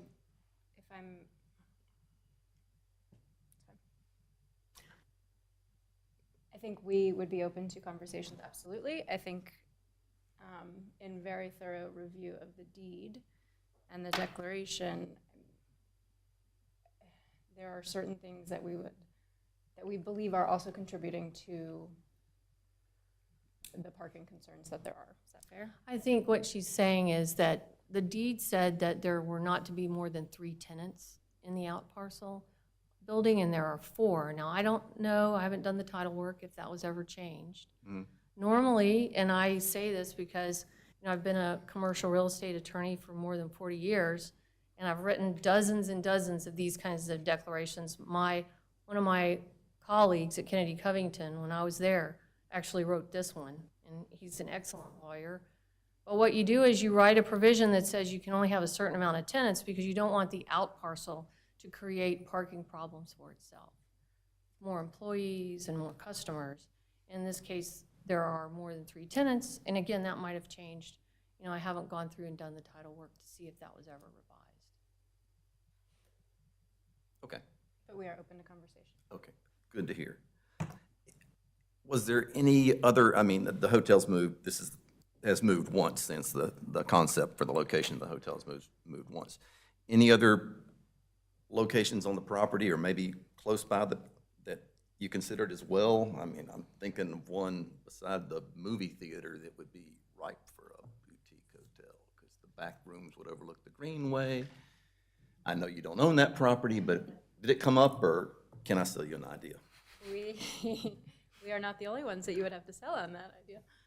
I would say it did, it's fair to say that we reviewed extensively a few different areas of the site, any possible area of the site, and we felt that this was the best. Okay. Just the idea of trying to, you know, just like the traffic that's sitting down there on 73, we're trying to spread things out to make things flow better. And it seems like we're doing a lot of piling up. I should say also that the leases of the other tenants prevent construction in the parking lots, and that, in their parking lots, and that Jamestown doesn't own the movie theater, has had discussions, and they do not want to sell. Understood, okay. Tell me about where the material's going to be staged for all this and how we're handling that with our favorite word, parking. Well, I think we You can point at it. show it. Yeah, we can show it. So the, Sorry. the site of the hotel, no, the The site first- of the office would be your staging area for the parking. Right, so the Barnes and Noble lease, once the Barnes and Noble lease, you know, they have changed their business model, so they'll be moving out. The Barnes and Noble site becomes the staging area for the parking deck. And then once the parking deck is completed, to the point that you don't need construction equipment, and they're just doing like the interior finishes, like lights and things like that, you know, then at that point, they would begin the construction of the initial construction of the office. The, none of the surface lots would be affected until the parking deck is open. So that would provide additional parking for people while the hotel is being built. Yep, Where would you stage for the office, I Yep. guess? So we have a couple different areas on site that we have. I think I have a plan somewhere I can go grab. It is also phased. Some of the areas on the plan north, on the south side of where the movie theater is, kind of up there, Oh, since I don't have a pointer. That's an area that is currently used for staging of various things at different times. Yeah, just a Right. little bit on the other side of the street. Yep. Okay. And then, well, just kind of that way. Here, I'll let you And do then it. down here, no, it's fine. No, I didn't. Oh, It's at the top. okay. So here is one area, over here is another area. And that, I'm sorry, up here. Yeah, across from Witch or Yep, whatever. there are a couple of different areas, and Mike and I went through this, so tell me if I misspeak on this as well. Here, Oh, okay. and then I think there was some over here as well. So you will be using part of the parking lot across from the hotel originally?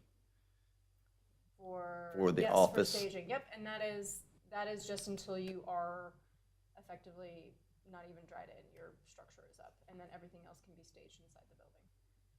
We're very used to working on postage stamp size sites where we have no laydown area, and so, just for clarity, so that laydown area is not for the entirety of the duration of the project, it is until your structure is done, and then you are staging everything inside of the building as you go up. And I guess you've got no choice on construction entrance and exits, because it's got to be on Lindholm or or Townley, right? We've had a lot of success in some of our other projects with shuttles for another thing that comes up is construction workers and where they park and how that works. And so we have had success there with doing shuttle programs, parking off-site, things like that. And we are 100%, planning to do a deep dive of that, talking to adjacent tenants, adjacent owners, to mitigate that amount of square footage used on site. I don't know if that answers your question. But as small amount for as short amount as possible until both of those can get up. And to the point that offsite storage is needed for materials, we look at that as well. Okay. Maybe you sized up how many parking places are lost in the staging phase? We have, I don't have that top of mind, but we can follow up with it. We have boxes on plans. That's all I got. Okay. Folks in the back, can you please stop talking? Hi. Yeah. Any other questions for the applicant? All right. Any for staff?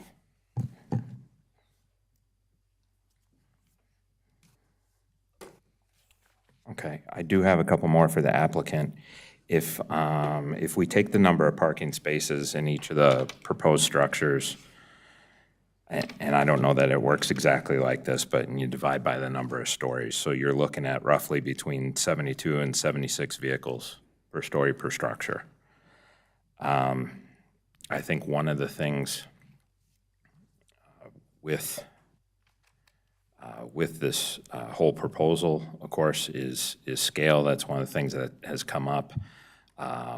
Parking and parking capacity is another that has come up. I know you're looking for the option to potentially add 2 more stories to deck B upon construction if the numbers are there to support it. What I would love to see is to pick up at least 1 more story, if not 2, on one of them. Even a trade where the one comes down the story, so deck A comes down and B comes up, some to balance that out and increase some parking capacity. I guess that kind of leaves as the entire team has talked about the finances surrounding that. So I'll combine it into something else. When we look at hotel and your apartments, which one is more financially viable, attractive? Which one's the better choice? I don't know that that's something I can answer today. There are too many factors that go into each of them, honestly. Market, interest rates, what other folks are doing in the area, absorption rates, move-in rates, growth rates, all of those different things factor into that. Because like a couple others, I am having an issue with this not being within the building envelope, if you will. Do you mean the existing footprint? Yeah.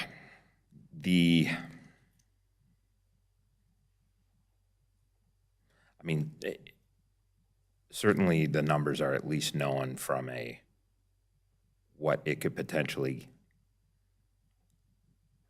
bring in from a revenue standpoint. I'm not asking you to say those numbers.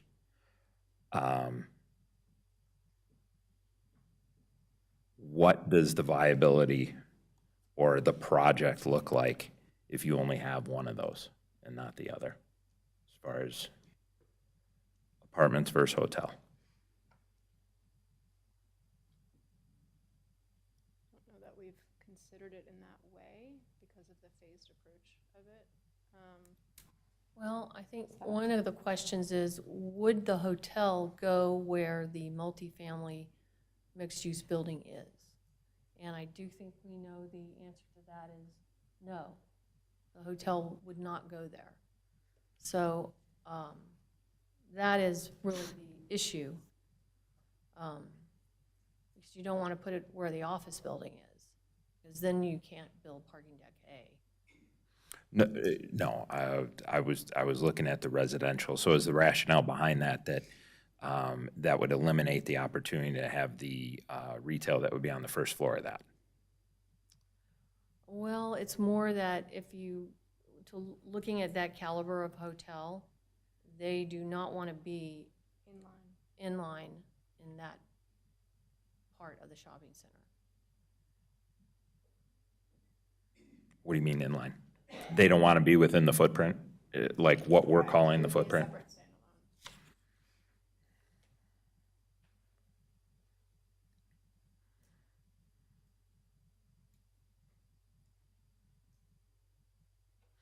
Mr. Richards?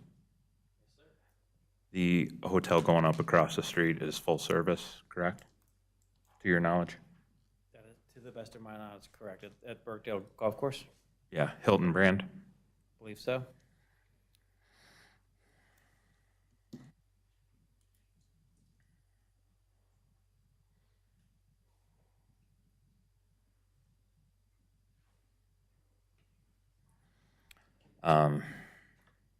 I don't know.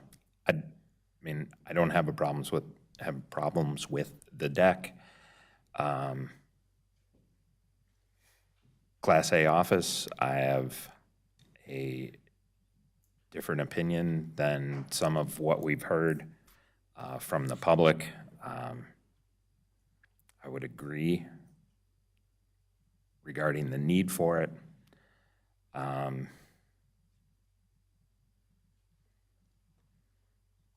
Hotel and apartments. I mean, the hotels, I understand it's different, right? It's a different caliber. I don't view Birkdale Village as a destination. Like, I don't see someone coming in from out of town and go, oh, I want to stay in Birkdale Village for the weekend. And so then, I mean, if someone's going to be in town doing other stuff, or they're coming to the office or whatever, I get that.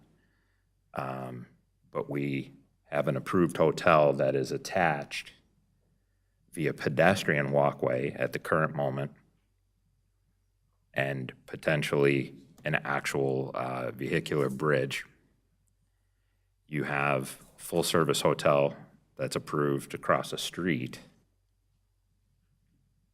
of which we have a pedestrian bridge that's going to connect to that. I just think I struggle. I don't see where all of these come together.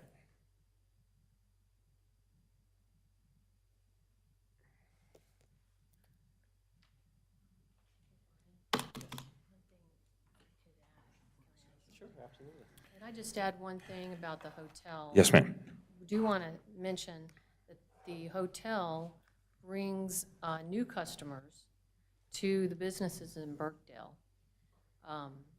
And really, because they're coming and staying 1 or 2 days and leaving, it's thousands and thousands of new people coming to Birkdale. So that is one thing I do want to point out. The other thing is, full-service hotel and the type of hotel that Francis discussed, there are different kinds of full-service hotels. The hotel that she described is one that has a full restaurant, wait staff, 3 meals a day, and a full bar.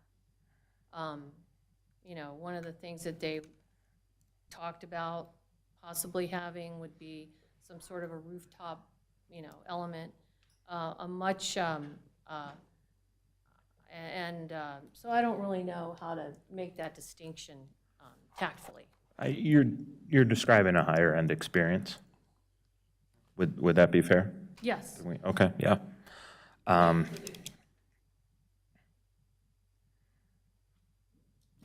Jeff, if I could just throw in just an observation, when you start talking about Class A office space.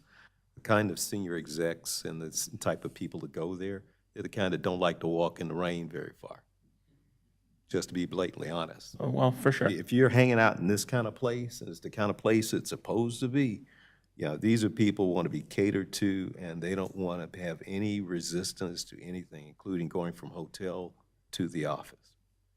That's just that's the type of people supposed to be in there. I hear that. I tell you what, I will take a motion, and we can, One more question, if I could. questions, yes. Yes. Go for it. Does any of this work at 48 feet, and why not? You can just say economic viability if you want, and we'll move on. The economic viability. Thank you. Today's market is not supportive of that. In any single one of those 3 structures? Okay, thank you. All right, so I can tell we got some more discussion. Let's put it to motion and start hashing it out. I've got a motion, Mr. Chairman. Yes, sir. In considering the proposed rezoning application R24-11 Birkdale Village, the planning board recommends denial based on the plan not being consistent with land use 5.1, land use 11.1, land use 11.2, and land use 12.3 of the 2040 Huntersville Community Plan. It is not reasonable in the public interest to approve the rezoning plan because there is not adequate transportation infrastructure to accommodate the plan, nor does the plan fit the scope and character of the neighborhood. I'll second. Okay, we have a motion, we have a second. Let's open it up to discussion. Mr. Baber, you want to start?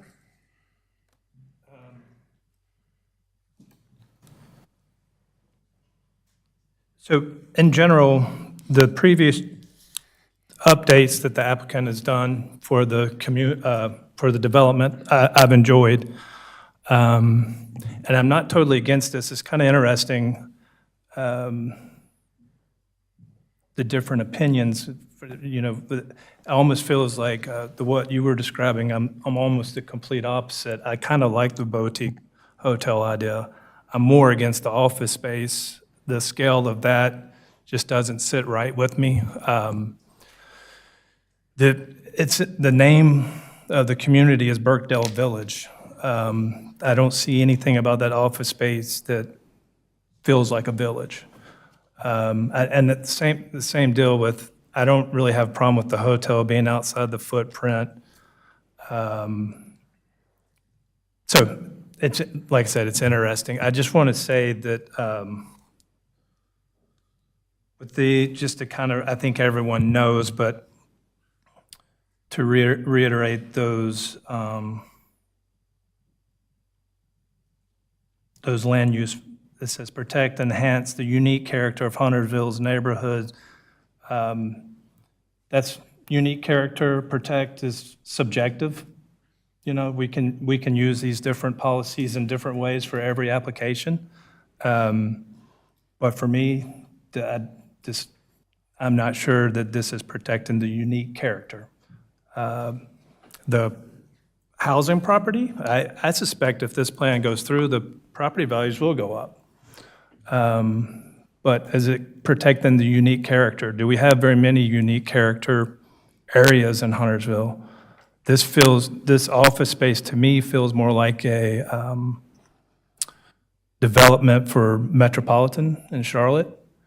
The Birkdale Village, to me, I think the initial plan was kind of to be like a lake community.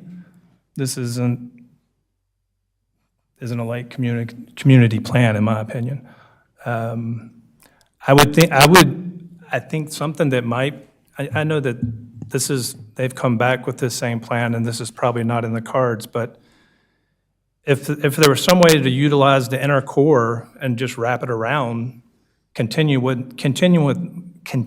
with what's already there, 2, 3-story buildings, residential on top, retail on the bottom, I think that would fit in with what's there better.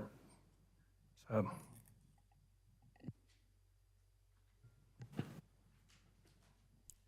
I don't think you're going to find one person up here that doesn't want development or change to happen to Burkdale. I think we all agree on the idea that Burkdale should change. I just don't think that this is, I'm not comfortable with this much change. The parking definitely needs to be lots added. Like I said, our family chooses not to go there. We opt out of visiting Burkdale. I don't like the hotel off to the side. I don't like what that might do to the potential of what that would do to the other businesses. This is an advisory board, and maybe the best thing that comes out of this is that we give our opinions, and you have the opportunity to fine-tune it before the commissioners.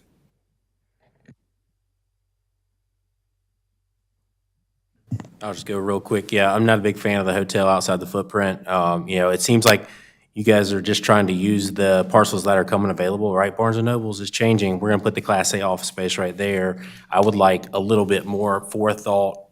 Maybe Cheesecake Factory goes away for a little while and the Class A office space is only 75 feet tall, but you still get the same square footage. Does that cost more money? Sure.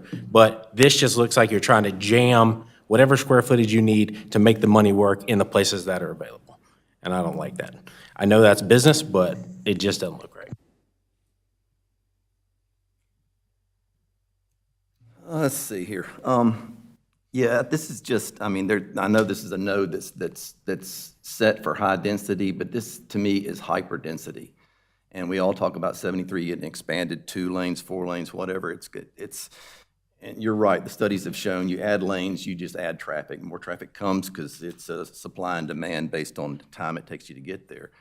And what they're doing, what NCDOT is doing for 73 now is to serve the people that are sitting out there at the traffic lights now.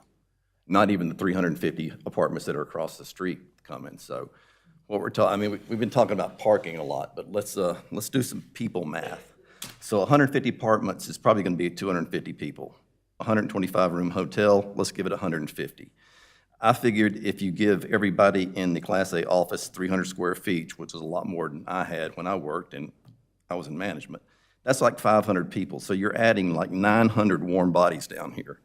And okay, that's one number. But supporting those people, you got Uber, DoorDash, Amazon, UPS, FedEx, the cable guy, cleaning crews, all kind of supporting traffic because we are a service economy now, right? Everybody's going to sit in their rooms and order stuff.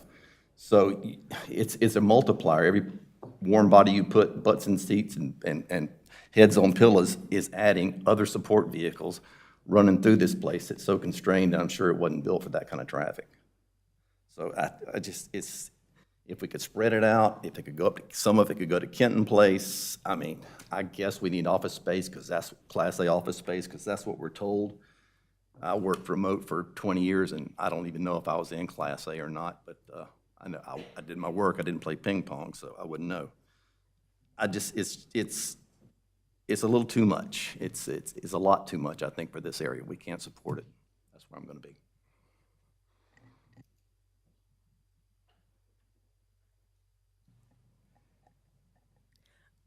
I'm really not against this project, to be honest. I think that density is good. I think that the opportunity to have I know the pedestrian bridge is already there, but to connect this with the other, to connect it with the bridge for parking, to be able to access that, to open that up. I know that might already be on the table, but it would add a lot. You could add a shuttle in 10 years and have people parking in another area and shuttle people into this space.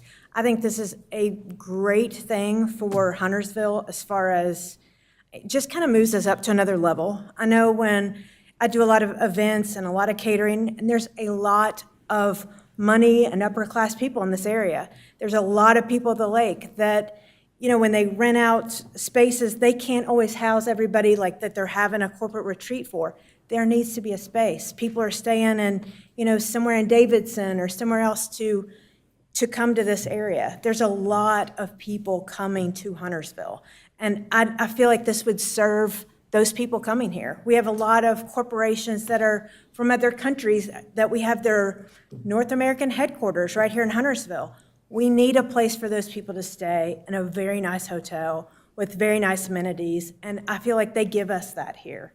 And I think we're just looking at those of us that are here, but to make a living and get this town to grow, we've got to really think outside the box and not just think of us as necessary residents, but how can we get this as a beautiful place for everyone to come to? I feel like the need is there for the people of Huntersville. That's it. Well, I look at this in two different ways. One is I'd like to make sure that whatever we do really works and is able to accomplish what we set out to accomplish. I think what I see this proposal as is kind of an ecosystem that it does elevate the city of Huntersville to a different level. You just simply don't find these kinds of facilities in every city. That's the good news about having something like this. There hadn't been a lot of talk about the economic development. We like to always just throw out the tax piece, but the ancillary economic development benefit of this is uncompared to anything else you're going to invest in Huntersville. Somebody willing to spend $180 million to do development does send a message to a lot of different people. It says that this is a place that is worth investing in. Most people aren't willing to be the first ones to go out and be the big investor right up front. But I also recognize that it has to work. It has to be able, that's why I kept asking the questions about traffic and about parking. Because in the end, it does have to be a functioning entity that allows people to get in and out in order to accomplish what they need to accomplish. So I think if there were a way to demonstrate that it effectively works in accomplishing that end without destroying the community, then it is. But the reality is that it's going to change whether we like it or not. And it's not to say that in any kind of negative aspect, but if you look at Birkdale Village in 2001, it's not Birkdale Village you got in 2024 and 25. And I guarantee you, it will not be the Birkdale Village you'll see in 2031 and 2032. This thing is going to evolve just like any city and any enterprise. And by the way, I think when we see it fail to evolve, we'll see ourselves going out of business. There's no such thing as just steady state. The only places I've seen that can have steady state is where the tax base is so substantial that you don't have to worry about ever change. I saw one city even reject federal money because they had specific aesthetic requirements, and the federal government wanted to do different. They said, keep your money. We'll just do it ourselves. And hence, that's one of the messages out of this. When we elect not to look at ways to continue to grow economically as an entity, then we ourselves are also saying in the same breath that there's some willingness to absorb additional costs at the residential level. I just simply share that with you because that's just a reality. There's no free ticket when it comes to running government. And that's really what it costs. Either you're going to have the commercial enterprise pay for it, or you can have the residential. But somebody's going to pay for these increases. And last I looked, inflation hadn't gone away, which means taxes will continue to go up. So I just simply say that I think, yeah, this isn't certainly a perfect proposal, but it certainly, I think, has a substantial enough value that it shouldn't be just naturally just ignored in such a way as to suggest that it should not even exist. I think there's value enough in it that it should be considered. To piggyback on that, there's a partnership here. The folks that live in the Greens, you need Birkdale Village for your values. You need Birkdale Village for, many of you anyway, for your activities and so forth. Jamestown needs us, not us, the planning board, but us as the people in the area, Huntersville in general. If nothing more happens to Birkdale Village, at some point, the parking, the traffic, the frustration, this is going to start having an effect on tenants. It is then going to have to be addressed by Jamestown in other ways. That could be reduced services. It could be just that they sell when they get the whiff that things are starting to turn. And then we get someone else. Let's not forget that 2 owners ago, they weren't putting money into Birkdale Village. And we started to see declines with it. So we have already, as a town, experienced that, and we shouldn't forget it.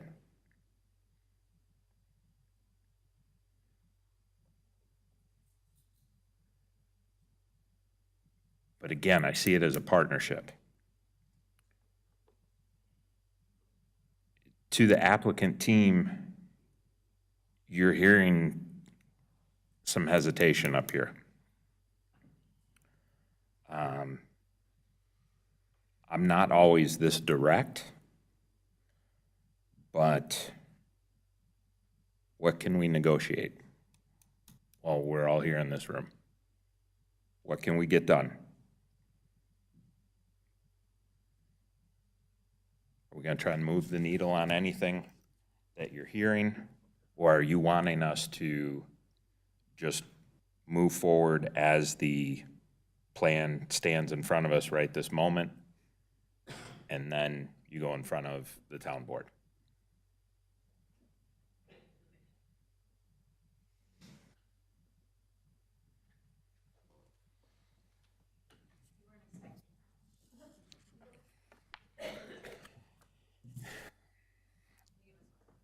It's been almost 3 hours. I thought we might as well. I got a couple more comments. Yeah, go ahead. What? So, Don't ask them anything while they're doing. Let them have a minute. no, sure. Just for us, I guess, and I hear you on development, and yeah, and this notion that if you're not growing, you're dying, I don't buy into it. I mean, we're a suburb of Charlotte. There's no way we're gonna fizzle away. It's just not possible. So we're at a point where, native Charlotteans up here, anybody? I'm one. I grew up in South Charlotte. I was down there today riding the Greenway, just looking around with this in mind, saying, I would have done that, wouldn't have done that. That was right in my backyard, the roads I used to run all the time. And that's the way this is gonna go, right? We're gonna go like Charlotte did 30 or 40 years ago, and development will come. You just gotta choose the right ones, because yes, change is inevitable, but not all change is good. I mean, just ask the Doge crew, had to figure that out. Just rip it all out and start over. No, that careful change and measured change. So I'm not against development, but I think we've got the time to pick the right projects and deny the ones that don't fit. And I think this does not fit the Birkdale Village concept. If this stuff was spread out, if it was half a mile up the road, it'd be different, but I know we're constrained because Huntersville owns 2 exits, and you have to be near an exit on I-77, and that's why this was chosen to just, to ramp up, to hyper-develop this area, because it is prime real estate, right off 77 in one of the fastest-growing towns in Mecklenburg County. So that's my plea for careful change. 73 is the most traveled east-west corridor in North Mac. And I mean, it connects to at least 2 other counties. So there's a reason why we're seeing so much traffic. And it's not going to slow down. I mean, so I don't think it necessarily plays into this. One point of clarification, and you may not have even been referring to me. I wasn't saying that Huntersville would fizzle away and die. I was just more referring to the success of Birkdale Village itself. No. But that was the notion that we've got to keep this economic engine going strong, and it's like we're running the town like a business, and we're not. I pay for a level of service, and I expect a livable town. And like when I lived in Charlotte and moved out of Charlotte, it became unlivable for me. So I chose to move to a smaller town. Right. So this, I mean, if you're talking about people coming to Burkdale, is a resident that's here now going to go to Burkdale to stay in the hotel or go rent an apartment or go to Class A office space? No, we're considering development people that aren't here. So I think I'm here to represent people that are here. And I just want to throw out there that to piggyback on what Lee's saying about the people that are here now, one of the things that we heard over and over and over was that this didn't fit with the current character. And that was one of the things that we turned the last proposal down. That was the basis for turning it down. And when I'm looking at the pictures here, the same office building that we saw several years ago is being shown again. So I just want to say that, like, that's where I'm at. Lee and I are, like, right there. We have to say, okay, well, but this is what our residents, the people that live here, are saying, and I want to make sure that they are heard. And that, I mean, that part's definitely fair. You look at who spoke today, and of the 13, we had 9 that live in Huntersville or run Huntersville businesses or own Huntersville property. And you had 4 of our neighbors from Cornelius. And this project is adjacent to those folks, and we listen to them just like the North Point Hotel that was adjacent to Stratford Forest. Those were Cornelius residents too. We hear them, we take it into account. We certainly have to put our folks first, but it's not irrelevant in the least bit. But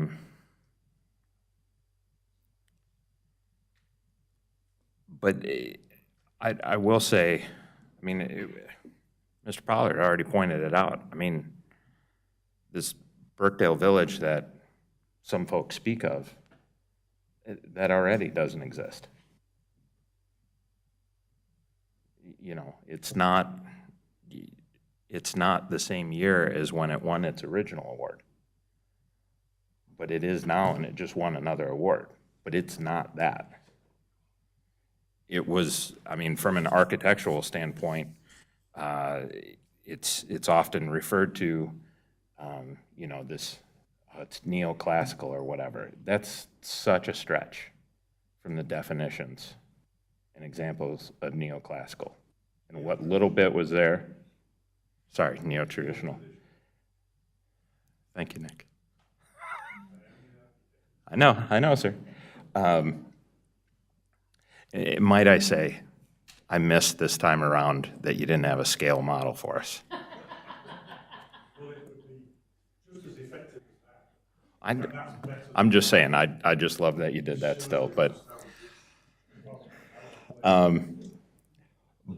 and the little bit that it was leaning towards, that's kind of gone away too. So we're, you know, I mean, it has already changed and evolved, and it's continuing to evolve. And I don't disagree that it's changed and evolved. I don't disagree with that at all. But to see the same picture that was rejected, 3 years ago, in the slides with, it's not hearing enough of what the residents have said. That's all.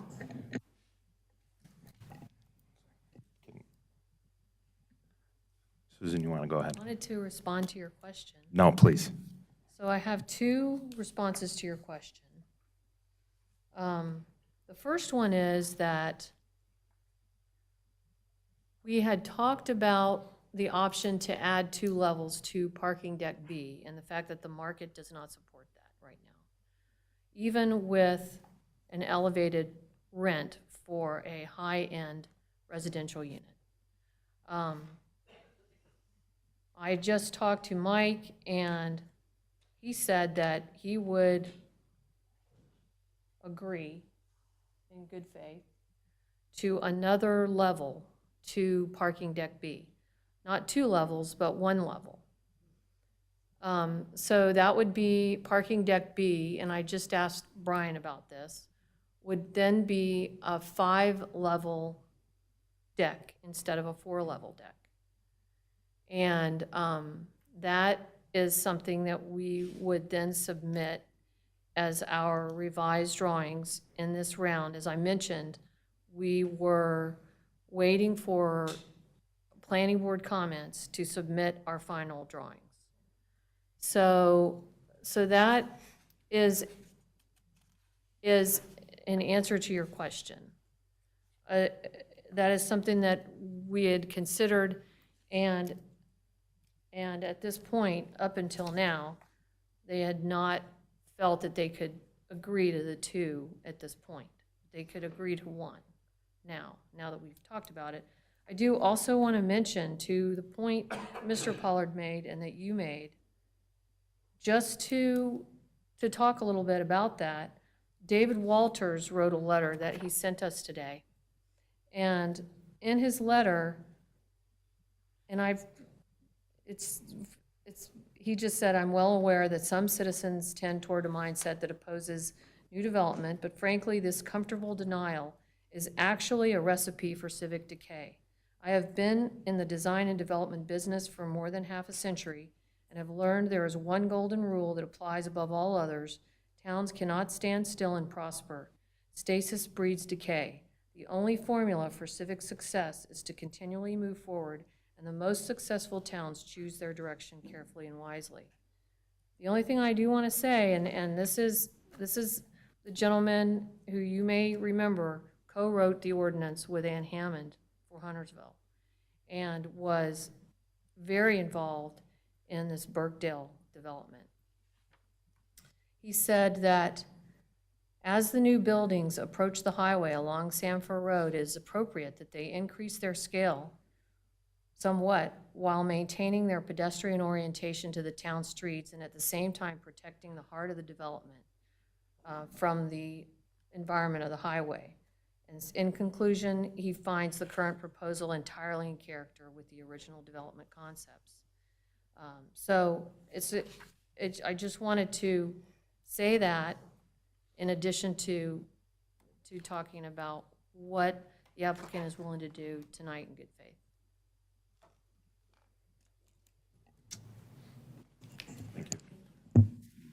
I just wanted to follow up because it's been, I don't know that anybody specifically is meaning this, and I especially don't think Jody and Michael are, but a denial doesn't mean 100% denial against progress, or it means a denial on this project. So another application could come that doesn't have an office part of the project, but could have the hotel, and I don't mean from this applicant, I mean in general, any could be residential, a different, more, lack of a better word, appealing office application could come that's only 4 stories instead of 100 feet. We're voting on what is presented tonight. That doesn't mean anti-development altogether. So just wanted to throw that clarity out. That's why I emphasize scope and scale of the project and the integrity of the neighborhood. I'm voting, my vote was specific to the scope and scale of the project, not the project purpose or design.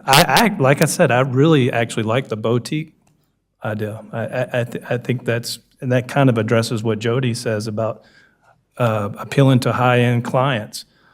But I have to look at the hotel with the office space, with the residential.